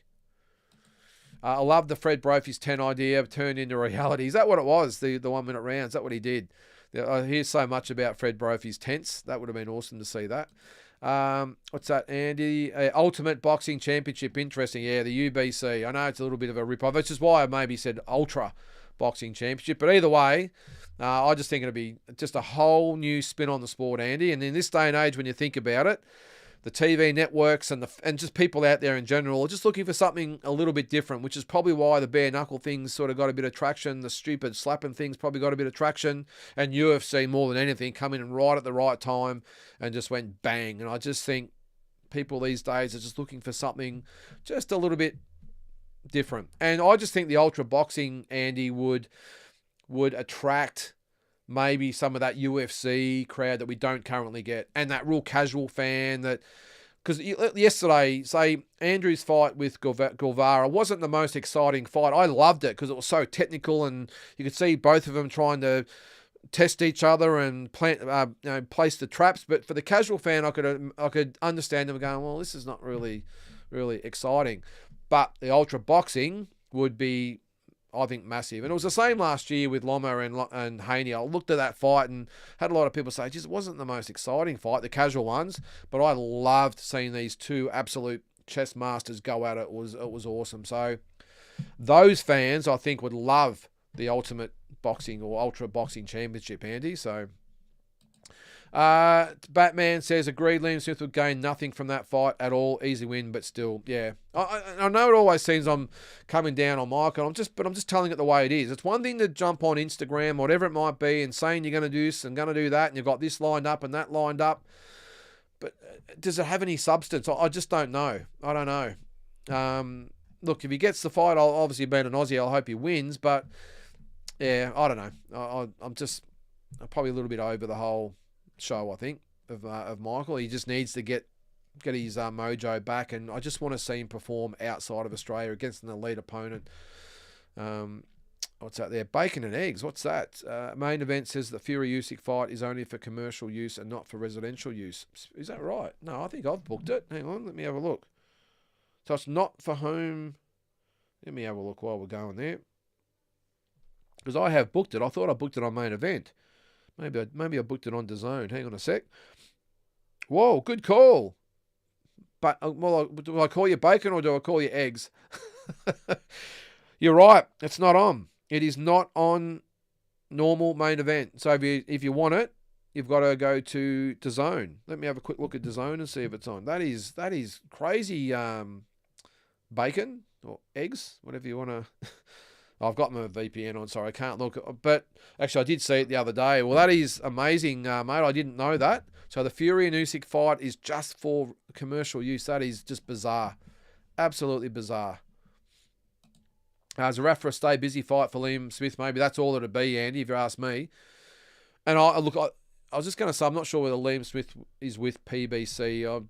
I'm not sure. But the only thing that would possibly make sense with that is that PBC just want to use up the last fight of the agreement with Michael and just be gone, just be done with him. I don't know, but again, I just don't see how it makes any sense whatsoever for Liam Smith to fight Michael unless it's just a stay busy comeback fight. Maybe PBC have said, look, fight Zerafa, and then we'll look to step you up. But in my opinion, I think Liam Smith finished as well. So I don't know. Maybe again that's why it doesn't make a lot of sense. So certainly doesn't give me one iota of interest, I will say, whether it's here or overseas. It really doesn't. I look, if Michael was going to fight, say, a Hardman or Camilleri, I'd actually enjoy that as an Aussie. I think that they'd be really good fights.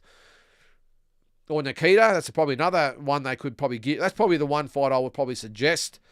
They would say to Michael, they would say, hey, look, just get a couple of fights here and, stay busy for the next 12 months or something, and then we want to gear you up. We'll put him on a few of Nikita's undercards, and we'll gear you up for a potential fight in 12 months' time against Nikita. And that probably makes some sense. But Liam Smith just makes no sense for me. From Liam Smith's angle I'm talking about. So I'm sure there's always reasons behind it. All right. Batman, again. Liam Smith should fight Spence on the Wembley card at 160. That's the fight that makes sense, Batman. And I would think that Liam Smith will be looking at the Errol Spencers of the world rather than looking at a Michael Zerafa. But again, who knows?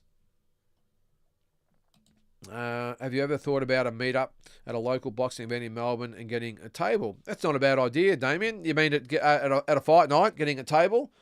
So I don't know if we'd be able to afford tables these days, mate. You go to a fight night in Melbourne these days and you're paying buddy $3,500 to $4,000 for a table. It's a lot of dough, a lot of money, and I know they've got to pay the bills, of course, but might be a bad idea, mate. We could actually we could do a meet and greet and maybe we could rent somewhere and do a live talking boxing. We were all up here talking together and do it and stream it. I don't know. We'll think of something, but not a bad idea, mate.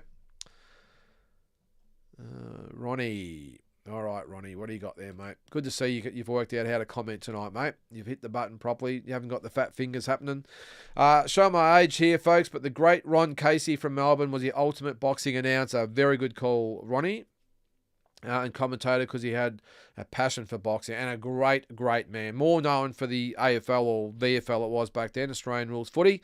But you're right, Ronnie. A great announcer he was too. Was he an announcer? I thought he was more of a commentator, but I didn't know he actually got in the ring and did the announcing. But from what I saw of him as a commentator, no doubt he would have been a great announcer too, mate. Actually, I think I do remember him.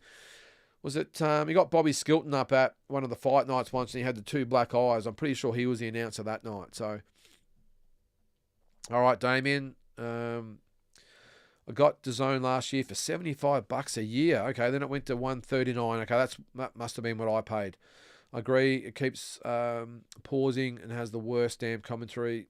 Has no good build-ups like All Access, etc. No, I just don't like it, mate. I don't know. Is it one of those things you just get the monthly subscription? Because who knows if this is going to get more and more common, like with the Fury and Usyk fight. Now I'm positive I booked that anyway. I must have booked it through DAZN, but yeah, maybe if that's going to be the case going forward with international fights maybe not being available on main event, you've got to have DAZN and pay that $12 or $13 a month. But geez, it's a lot to ask, isn't it? Even if it's $15 or whatever a month, then you've got to pay for your pay-per-views on top of that. Yeah, I don't know. I would hate to think you've got to have DAZN to get access to the Canelo fights and the Usyk or Fury type of fights. That's each way. And even look here in Australia, the fact we're paying $70 for a pay-per-view, who knows where boxing's going in the future. The fighters are asking for more money. The promoters need to generate the money, of course, and the broadcasters do. So what happens? We have to pay for it. So who knows what's going to happen in the years to come. All right, Mutsy. I'm going to get to my whinge of the week soon. I remember when Ronnie let a couple go on the Ray Martin show. Best thing I've seen on TV. That was another Ron Casey, Mutsy. That was another one. Ron Casey was the football commentator. The other one you'll think of was the grey hair and the glasses. That was with, was it Ronnie Burns? I think it was. Was that his name? That was a classic. If you didn't see it, was it Don Lane show or Ray Martin show? One of them. And they disagreed about something. It was on lunchtime TV. It was just crazy. All right, Dave. Love Ron Casey and Peter Landy together, yeah. And Lou Richards. Yeah, it was awesome. Ian Robertson. I know he's a bit later, wasn't he? Drew Morfitt. All right, can't stand No Limit. Everything on pay-per-view and the price is ridiculous. Well, mate, you're the fan. So if that's what people out there are thinking, they've got to start to take notice, or it's going to be very, very minimal pay-per-views, which means Foxtel are going to be going, hey, hang on, what's going on over here? We've given you the keys to the Ferrari. What's going on? All right. Can't believe nobody's brought up the fact that Tim Tszyu is now training with his father, the great Costa. Yeah, I think we've all seen that, Kyle, but it's great, isn't it? Over in Thailand. Fantastic to see them both together. I don't think they've seen each other for a long time, so that's awesome. Ronnie, hey, Mutsy, hope you're well, mate. Seen that myself, bloody goal, but this is, different Ron Casey, the Melbourne Channel 7 I'll spit it out. The Melbourne Channel 7 Managing Director. Batman. Been loving the vids of the zoos together. Think a guy like Costa adding his input to an already world-class fighter in Tim Tszyu. Yeah, it's great. It's awesome. The worst commentator had to be Tony Barber, who did a Troy Waters fight. I do remember that there, David. Yeah, you're probably right. I don't really remember being any worse than Tony. A great game show host. And a blue bagger. He loves the blues, does Tony Barber. But yeah, I do remember that Troy Waters fight, David, and it wasn't great, was it? It's a little bit like We've got Jared Waitley here as an AFL commentator. I think did the Mundine Green 2 fight. And I think Jared Waitley's a great football commentator. I remember listening to the commentary thinking, yeah, it just doesn't... Just get boxing people, boxing commentators. To bring football people in, yeah, it doesn't make sense. It wasn't as bad, actually, as Mundine Green 1, where they had... what was his name? He was a football commentator on TV, did the ring announcing and totally stuffed it up. He made Lieutenant Dan look pretty good, actually. He said, what did he say? The green Mundine man, green machine or something like that. He called Danny Green. Did see him at the fight yesterday too. Geez, he looks in good nick. This is Danny Green. I think he's been doing a bit with his son too, which is good. Yeah, great to see Costa by Tim's side. Yep. Nath, I'd like to see Brock versus Nikita. That's the fight, Nath. I would love that too. Are we overrating Nikita at the moment as he gets hit too much? Again, being brutally honest, Nath, I think at the moment, a long, long way to go. Nikita, I love him. I love his personality. I think he obviously can fight. Great for just the sport in general, and he brings a lot. And I think the team knows this as well, that he has got a long way to go, which is why they're not rushing him. But I think he's a fair bit off at the moment, Nath. I'm with you. I don't like the fact he's been tagged so often in a lot of his fights against fighters who he really shouldn't be getting tagged and hurt by. So I'm saying, I know they're probably working on that now with him. They would know the flaws that he has at the moment, and that's why they're in no rush to put him in there as quick as they did with Tim. I mean, he's only had, 9 fights? Tim had 12, 13, 14 fights before he fought anyone really of note, so there's plenty of time for him. But Tim, I think, is the more probably naturally just gifted type of fighter. He was a lot more active. So I don't think they had much hesitation putting in there with some of the good guys. But with Nikita, I think they've just got to take him a little bit slower. And let's just see whether he's got it or not. There's no guarantees though, Nath. I'm not going to say that Nikita's going to be a world champion or superstar, because so far, as I said, I still think he's got a long way to go before he's at that level. Apparently, the money the Saudis are offering is a huge amount for the Munster. It's not a bad point, Batman. They might look at someone like Inouye and say, well, we want him on our card, so what's it going to take? And if he's guaranteed $6, $7, $8 million in Japan, they might have to give him $10 or $12 million just to get him to fight on their cards, which would obviously give it massive exposure in Japan. And I know they're obviously looking at Canelo. He's probably the obvious next one as well. So who knows? If they look, let's face it, if they were serious about taking over boxing as a whole, there's nothing anyone can do about it because they've got an unlimited checkbook.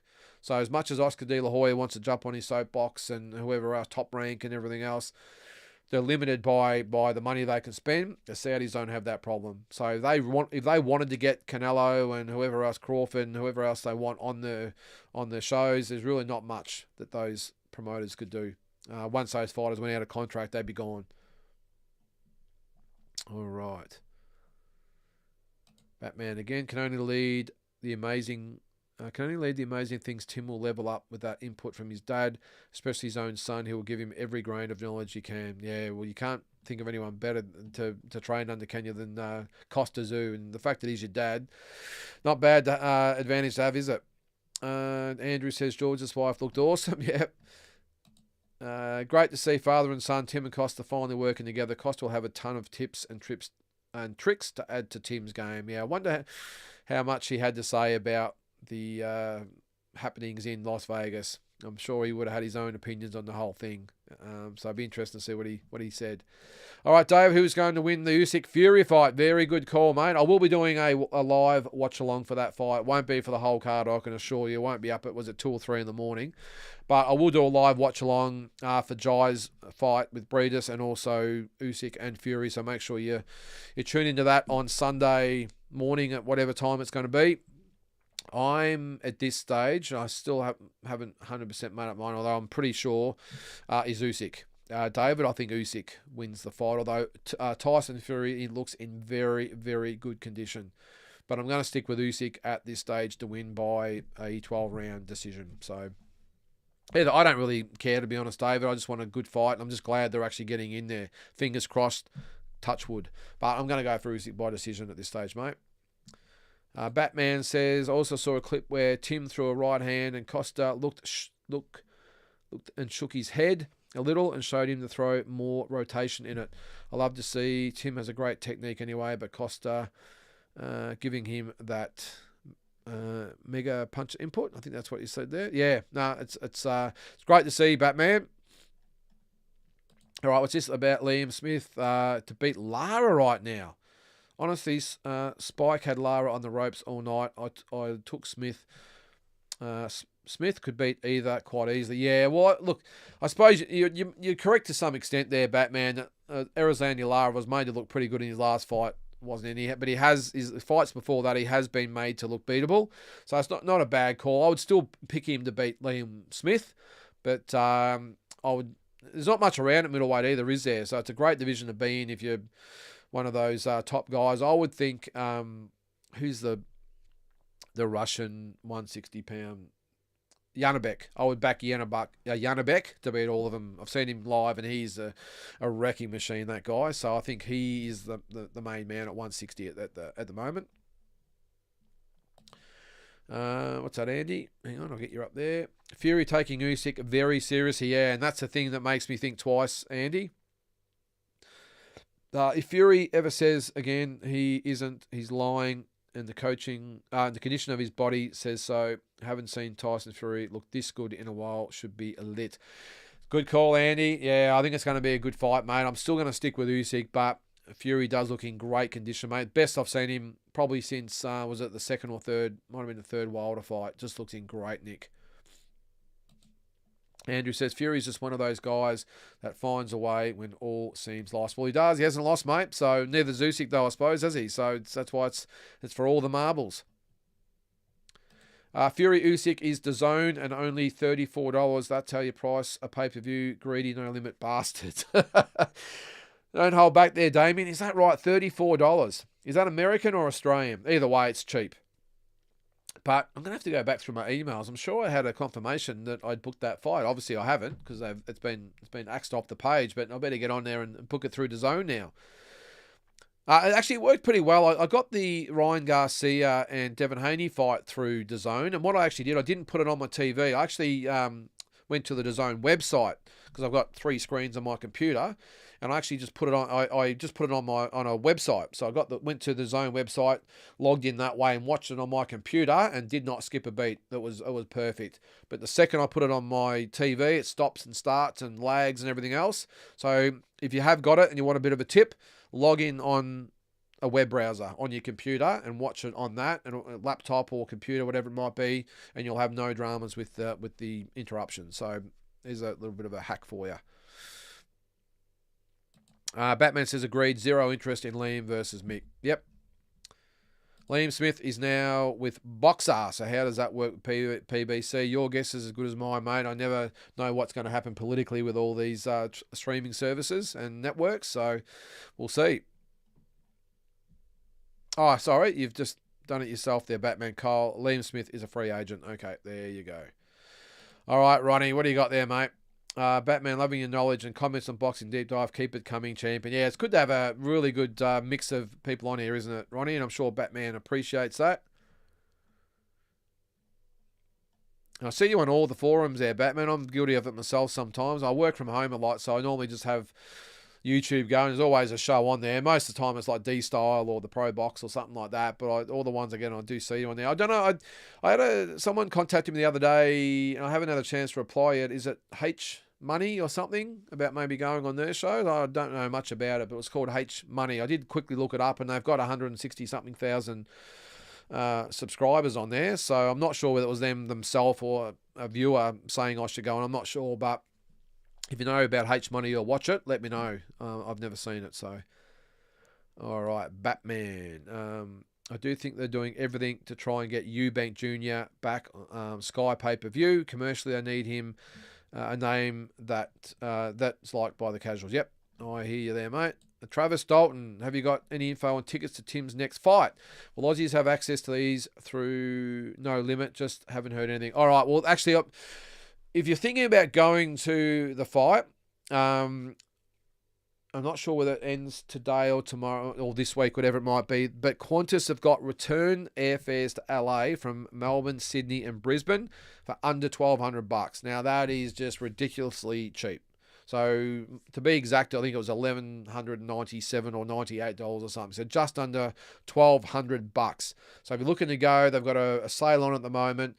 Again, I think it ends this week, so get on as quick as possible. That's the airfare side of things. As for the fight tickets, mate, I don't think they've been released yet. You would think that No Limit will go to town putting those out there. What's that? Access through No Limit. I'm surprised they don't actually have packages through No. I know when Jeff Horn fought in America against Terence Crawford, Dean Lonigan and Duco, they had packages so you could actually pay them, and they would take a whole heap of people and give them pre-fight parties and after-fight parties and meet and greets and all that sort of stuff, and the section they'd all sit in together. And you'd think No Limit would be looking at that as well. But, yeah, I haven't heard anything yet, Travis, as far as that goes. But rest assured, once all the details come out, I think No Limit, especially on that last show, just flogged how to watch it, how to get there, how to get tickets. So I'm sure they'll put it out there, mate. But if they don't, I will, mate. So I'll keep a lookout there for you. I'm heading overseas, says Damien, early morning on the 4th of August. During that amazing card, it will be on Main Event and DAZN, so no way of watching it. No, mate, unfortunately. They do have Wi-Fi on there. Could you watch it on DAZN in the air? Probably not. I suppose the region thing would knock you around. That's a bad time to be going overseas, Damien. You could have, if it's America, you could have went a couple of days early and actually gone to the fights. Yeah, what do we got there? Kyle. Eubank would be a huge scalp, but he is coming towards the end, and I think he has enough power as a free agent that he really doesn't need boxer. Yep, good call, Kyle. I like the offensive ability of Nikita. Defensively, though, definitely things to work on. Exciting fighter, though. Yeah, look, great platform to work from Batman. He's got all the tools. He's super talented. He can punch. He's strong. Maybe you could look at maybe going to 160 if the last fight's an indication struggling with the weight. But yeah, I'm with you, mate. But he needs to work on his defensive technique, or else when he comes up against some elite fighters, he's going to be in a bit of trouble. I remember seeing Tim in his 7th pro fight, and I thought, nah, this kid has nothing. Perhaps Nikita was the same. Could be, mate. Could be. We'll keep going down the comments there. What's that? Let's get Golden Boy versus Matchroom this year. Jai Patai versus Zerto Ramirez to headline. That'd be pretty good, wouldn't it? Be a great fight. Jai beats him. A little bit about DAZN and Lara. I'll go through some comments to try and get to the bottom a little bit there. All right, while we're going there, guys, I'm going to go to my whinge. Okay, I'll get back to some comments there in a sec. All right, a little bit of a whinge yesterday at the fights. This is the second edition of this week's Lynden's Whinge of the Week. All right, so first of all, and Ronnie, if you're still watching, and Jack, you'll understand with this. We line up to go into the fight, okay, and there's no barriers, there's no well, first of all, we committed the golden rule or the golden sin, whatever you want to call it. We followed the crowd, and in whether it be at a sporting event or in general life, guys, don't follow the crowd. Make up your own mind and don't be a sheep. Okay, so there's Lynden's little bit of wisdom for the week as well. So we become the sheep and followed the crowd. We ended up in the line for the suites where you're going and get all the corporate tickets and all that sort of stuff. So all right, then we see the official line, and it's about a mile long, but there's no bollards or sectioned off area. It's nothing. It's a bit of an honesty policy, and it's a long line of about 200 meters long, and it goes down and winds around a tree and comes back. Okay, I remember thinking in line, I wonder how much this honesty, or how long this honesty policy is going to actually keep happening, how long is it going to last before someone cuts the line or whatever.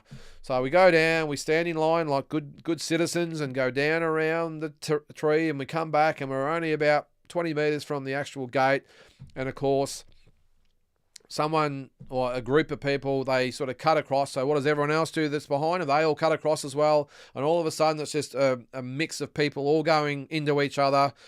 And it's just a mess. It's the free-for-all. And there's two young security guards who were just looking at each other like, ooh, I don't know. Geez, what do you actually expect me to actually do my job?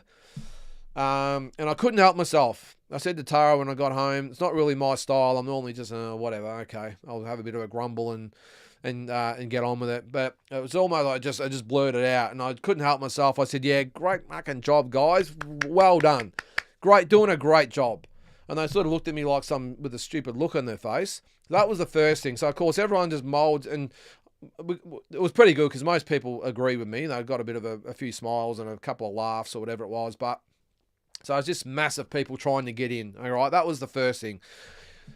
The event organised, if you're going to organise a security firm to take care of your events, at least make sure your people are trained properly. Not just token people who have just done their 2-day course, whatever it is, and they've got a uniform and are expected to crowd control and be able to, because we all know we've been at the football or a concert or whatever it might be, and people, it's every man for himself. No one gives a shit about anyone else. There's not much or little to no courtesy or whatever it might be. It's every man for himself. People just don't give a shit about anyone else these days, so it's always bound to happen. So you need people that can actually do their jobs. That was my first gripe. So when we got in there, it was a little bit of a rough start to it, but anyway, we got in there. The second one was right at the end. Now I was not happy, I can tell you. I'm pretty cool under the circumstances and just go along with the flow. But at the end of the fight, all through the day, I'd been out and got some water and some Pepsi and got something to eat and got Ronnie a bag of snakes because he was whinging he was hungry. I'm just joking, Ronnie. They were just my treat, mate. But so it was after the main event. So everyone had cleared out. There's probably 1,000, 2,000 people left, or maybe 1,000 people left in the arena. Everyone's gone. All right. So I decided, we're going to hang around and watch the two swing fights, the heavyweights. So I thought, I might just go down and get another water. Mind you, I'd already been out 3 times during the day and no dramas. I go to walk in, I had a bottle of water. All right. I had a bottle of water. It wasn't a beer. It was just a bottle of water in a plastic bottle. I go to walk in and the lady goes, "No, you can't bring that in. You got to go put it in a paper cup." I said, "What? A paper cup? Why?" She said, "Well, it's our policy." I said, "Why? What? It's a bottle of water." "No, it's our policy. You got to put it in a paper cup over there." And this is where everyone's putting the beers and that all in. And I understand that. I said, "You are joking, aren't you? You want me to go over there? The fights," I said, "Lady, the fights are over. There's no one in there." I said, "I've walked through here 3 times today and no one said a word. And now after the show's over and everyone's gone home, now you're going to give me shit about pouring my bottle of water in a paper cup." And I said, "Exactly why do I have to put it in the cup?" And all she could say was, "It's just policy. It's just policy." So I went over there in a huff and I got my paper cup and I poured it in. And I chucked the bottle in there and I went to walk past. And you can imagine this, she gives me the whole, "Thank you," being a smart ass, and I couldn't help it. Have a bit of a mumble, and I won't tell you what I said under my breath, but I was just, why? What is just, I'd like to just, can someone, and the thing is, I'll elaborate on that a little bit further. I bought the bottle of water like literally 15 metres from the door. So I've got to buy the water, then I've got to go and put it in a paper cup, and then I've got to walk through. I don't understand. I'd get sometimes, if they've obviously got things in bottles, soft drink or beer or whatever it might be, and alcohol. This is a bottle of water. So that was my little whinge of the week, guys. Could someone explain to me why you cannot take a bottle of water in a plastic bottle into an arena, especially after the event? So anyway, that's my little whinge of the week, guys. So anyway, there's some others to come. I'm not going to get into the flight situation. Those people with wheels on the plane, Ronnie, you heard me have a whinge about that as well. Just don't get on. If you've got wheels, check it at the check-in. Anyway. And the other thing, just quickly on that, one gripe on the airline thing. You had to because I had 4 tickets on my app. Now I had to I had to download the app, which I did. I then I had to check in online. You couldn't do it on the kiosk things. I had to download or check in on the phone. So everyone was checked in. It was all good. And then it went to, okay, well, how do I give the boarding passes to the other guys? There was no way. You had to download something else, and it was iMessage or some shit like that. I don't know what it was.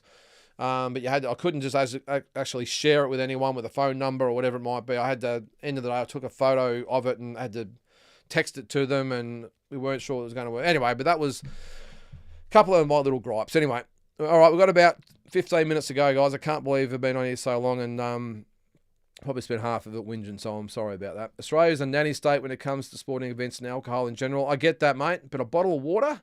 Are you kidding me? Especially when she saw me buy it. It's not like I'm smuggling in a bloody thing of kerosene or whatever in there, whatever they put in bottles these days, like a plane or like an airport or something. Anyway, she was pretty happy with herself anyway. You know, I felt like saying to her, well, geez, I wish you were out the front policing the people that were coming in, that, you know, you might have had some control out there. So the two dipshits out the front just bloody looking at each other, wondering what the hell they were going to do. Anyway, Andrew says water at the fights.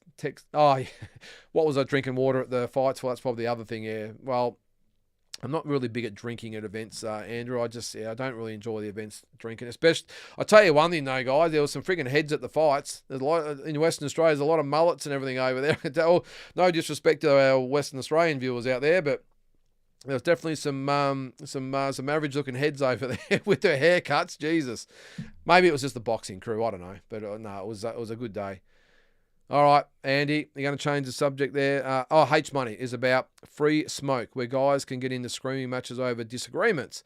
I've been around these huge, YTBC streets, in and out of channels. Prefer only a handful now. All right, well, if it's like that, mate, I don't think I'd really want to go on that show. I did watch a little bit of them today, and I don't think they actually have the actual cameras up, do they? I think they just have the avatar or whatever up.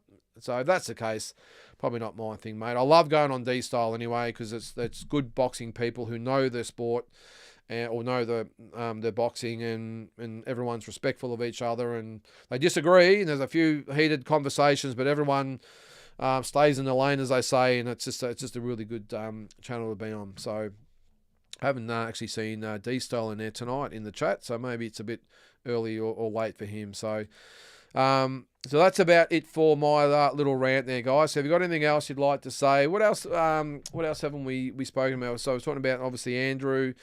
What did everyone think about Jason's fight in Japan? Of course, that was last Monday night. I did speak to him about it, and just look, I think he's just stated the obvious. Of course, is he just couldn't get going. He's really struggled early with the speed of Take, and just took him a little while to adjust. And look, he was really disappointed in his performance, and but knowing Jason, he's learned from every fight that he's ever had, and I'm sure he'll be back, and plenty of other big fights out there for him. So he's still raring to go.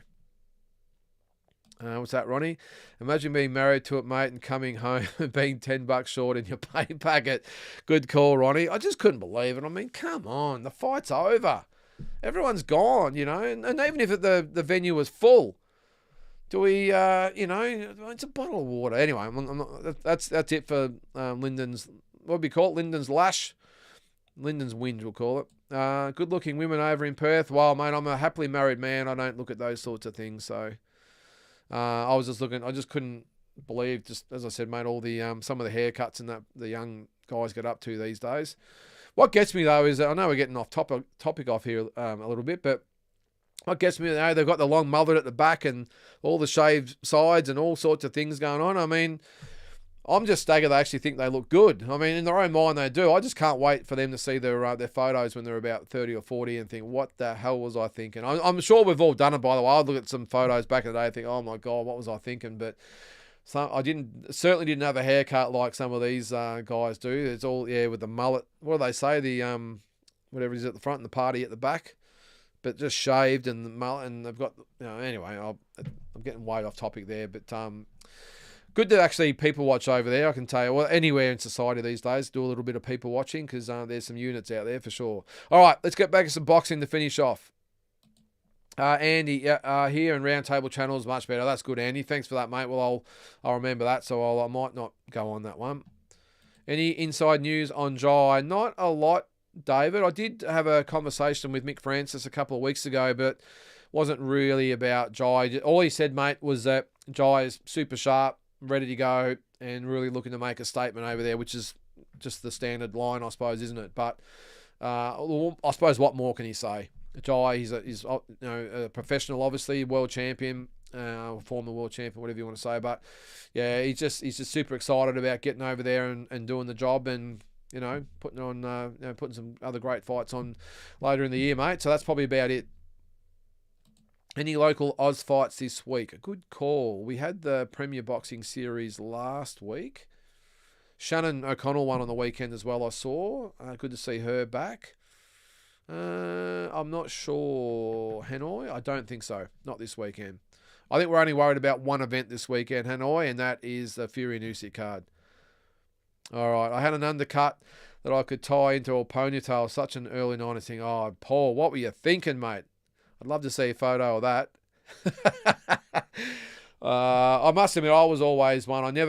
I think mullets were, I was an 80s teenager, late 80s teenager, and I still remember in the early 90s, of course, where, a lot of people had the mullets and all that. So I was pretty much like I am now, mate, just short hair all over, a little bit more on top. Got a little bit stylish every now and then, but, mate, I can tell you, I had no style, and I still don't. My fashion sense is trackies and a hoodie, mate. That's my fashion sense. I'm black, white, and grey clothes. That's it. Any news on Huni? Just stay tuned on that, Kyle. There's some news coming on Justice very soon, mate. That's all I can say. Well, is it a big fight? Maybe. But just keep a lookout for that. I'd say after this weekend's fights, you might see an announcement with Justice. But, just keep an eye on that, mate. Who are you picking? Fury and Usyk? Usyk for me, Batman. I think Usyk gets the job done in a 12-round decision. But as I said before, Fury looking very good, very fit. I want Fury to win, by the way. I really do. I want to see Fury and Joshua next. That's the fight I want. Like you guys out there. So, I think Usyk will win. I think I'll be going for Fury because I just think, I know it's probably bad, so I just think Fury winning is better for boxing as far as what might happen with the big fights after that. So, but I really respect Usyk. He's been a great champion and hasn't ever put a foot wrong. So, look, either way, it's going to be a great fight, mate. All right, Nath. What annoyed me was the hundreds of people walking up and down the stairs during the rounds, blocking the ring. Yeah, I did see that, mate. Couldn't they do it between rounds? I understand people had to go to the loo and grab beers. Well, it's an interesting point, Nath, because I reckon it was after the first round of Loma and Kambosos, and I saw a shitload of people just get up and, I better go to the toilet. After the first round, why wouldn't you go before the fight? If you have to go after the first round, surely you would have had to have gone 10 minutes earlier. So I'm with you, mate. I know sometimes, and I'm not sure it was the case at the fights yesterday, where they actually lock the doors. If you're out and the round's going on, they lock the doors so you can't get in or out. I think, especially in, you can't come in. But, yeah, I'm not sure. I didn't see much of it, mate.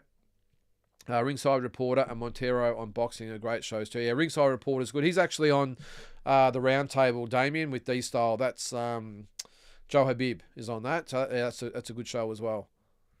Oh, sorry, Andy. I'm only new to this community, mate. The YTBC, the YouTube boxing community. All right, cool, mate.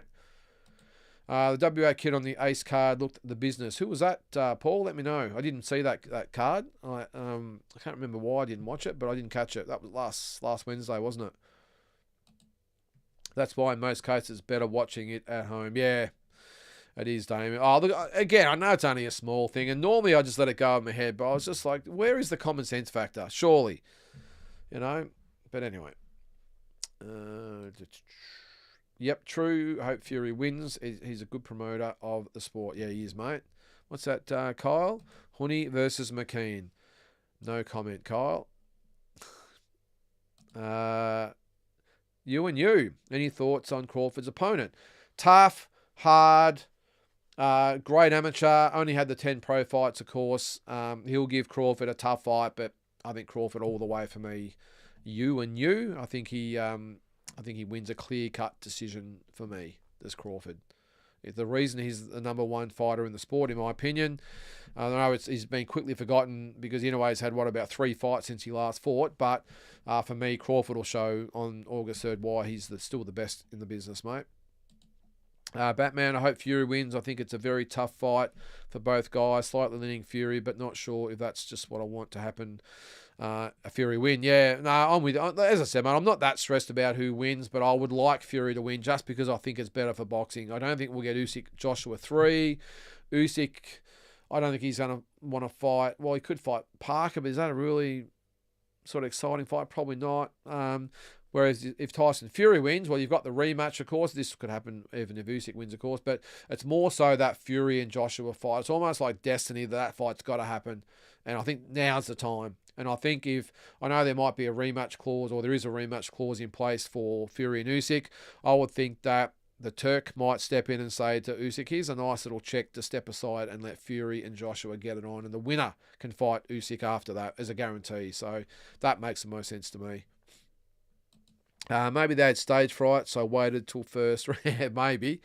Oh, just the toilets. I've never been, obviously, to RAC Arena before, but the toilets were few and far between, and there's like 6 toilets in there, and the line was about, buddy, 50 metres long. Add that to the wins list tonight. I'm not a crowd person, Hannah. I must admit, I'm not a big one for going to the football. I'd love going to the boxing, of course, but that's why I don't go to the football a lot, because I'm not big for crowds, unfortunately. I've got a low tolerance level in my old age, mate. I've had to pick from Prime Loma versus Inoue at 126. Who you got? Whoa. Geez, OJ, that's a great way to almost finish the show. Loma, for me. You can't hit what you can't see, in my opinion, and Inoue's got the punch, but Loma at 126 was just, you couldn't hit him. You just could not hit him. I think, I think Loma wins that one, mate. Good dream fight, though. We might have to do it at some stage. Fury is an undisciplined slob. His time is up. Men that big and who abuse their bodies are age, or they age rapidly. Yeah, good call. Kira Rushton beat the Haitian in 1 round on debut. Okay. Fury could still fight AJ if he loses. It would be a big payday irrespective of the belt. It would, but does it have the same... I'm sure the English would love it, or us boxing fans in general would love it, but I just think it loses a bit of appeal, Dave. I just think, yeah...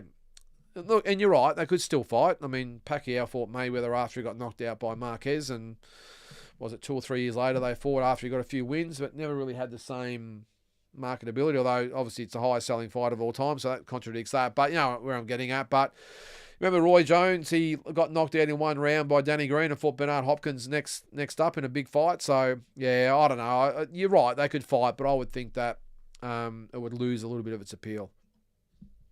All right, Batman. Fury is from my same city. Okay, the only heavyweight champion ever from Manchester.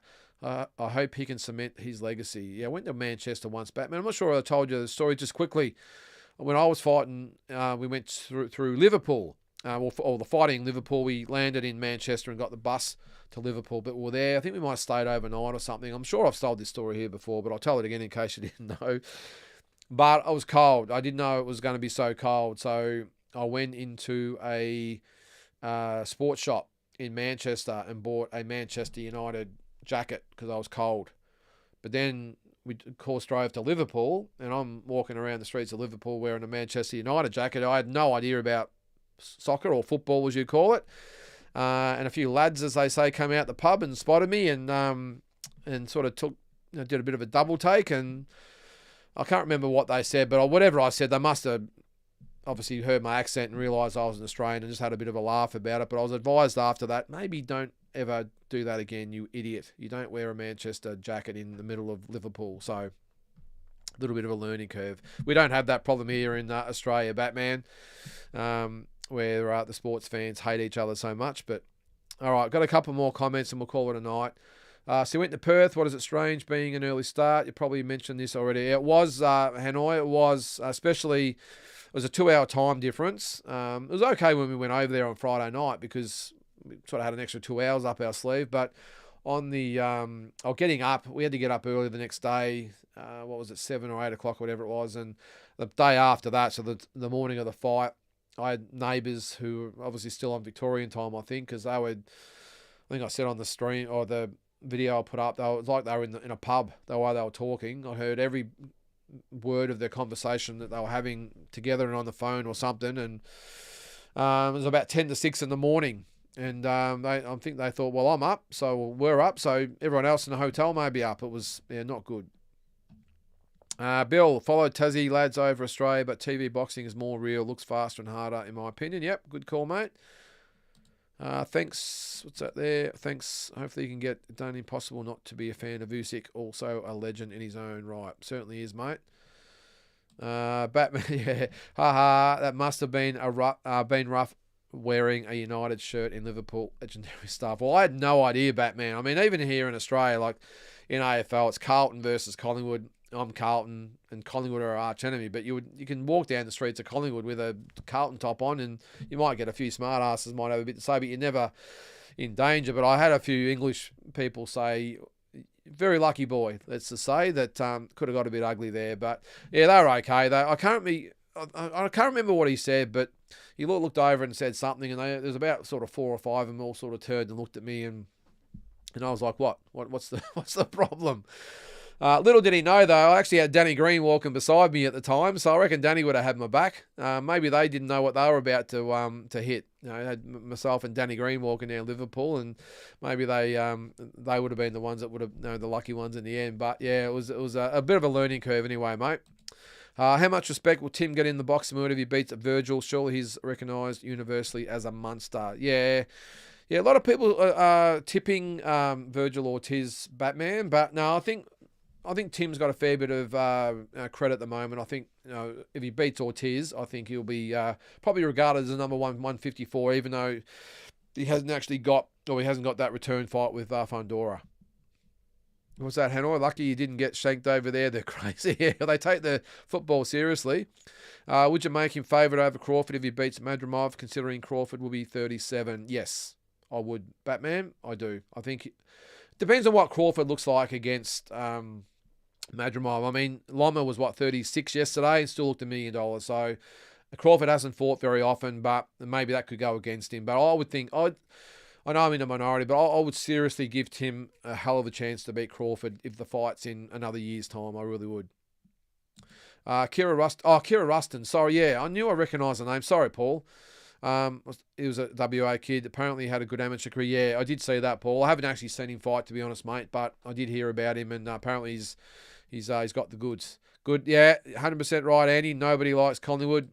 Is Liam Parra our best chance for a belt in the future? Yeah, I reckon. Nah, I would say, Jai Bataille, of course. He's fighting this weekend for the belt. And then Tim's fighting, of course, and Liam's probably in between there. No, I think Jai and Tim still for me, Hanoi. I think they're still the best bets.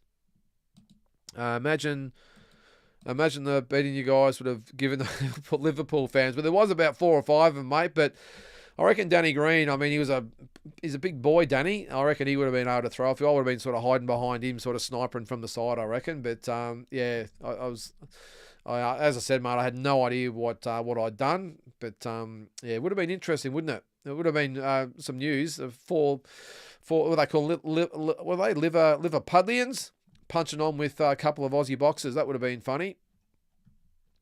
I agree, all could line up for Tim to take what's that? I agree, all could line up for Tim to take the crown. I'm thinking that means. Yeah. AFL is 100 minutes. Come on, Paul, don't be like that. 100 minutes of knock-ons. What's a knock-on? You're a league man, obviously. See, we look at rugby league as 100 minutes or whatever it is, or 90 minutes, whatever it is, as one person gets up, he gives it to a guy, he gets dumped, he gets up, gives it to another guy, and he gets dumped. That's how I view rugby league. It's amazing how we view each other's sports, isn't it? I've actually sat down and tried to watch it, and I'm like, what the hell is going on here? And I better get me a pillow because I'm going to fall asleep. But it's amazing how we view different sports in it, mate. I've got respect for the rugby boys, though. Don't worry. But I just don't. Yeah, I don't get the league. I'm sorry. What's that? The Great Tapestry. I really do dig your show. I appreciate that, mate. Very much appreciated. Well, speaking of the show, that is it for May the 13th, 2024. We've gone a couple minutes over time there. So as always, guys, really appreciate you all watching. Don't forget to watch I'm doing something on Wednesday. I just can't remember what it is. I'll put it up on Insta tomorrow. I've got it written down somewhere. But and then the weekly roundup on Friday, and then the live watch along on Sunday morning. We'll be doing the Jai Bataille fight and the Fury and Usyk fight. So make sure you tune in, whether you're watching it live and you just want other fans to watch it with, or you can't watch it and you want some live updates, so let us know. But all good, guys. Well, again, really appreciate you all tuning in, and can't wait to catch you next week on Talking Boxing.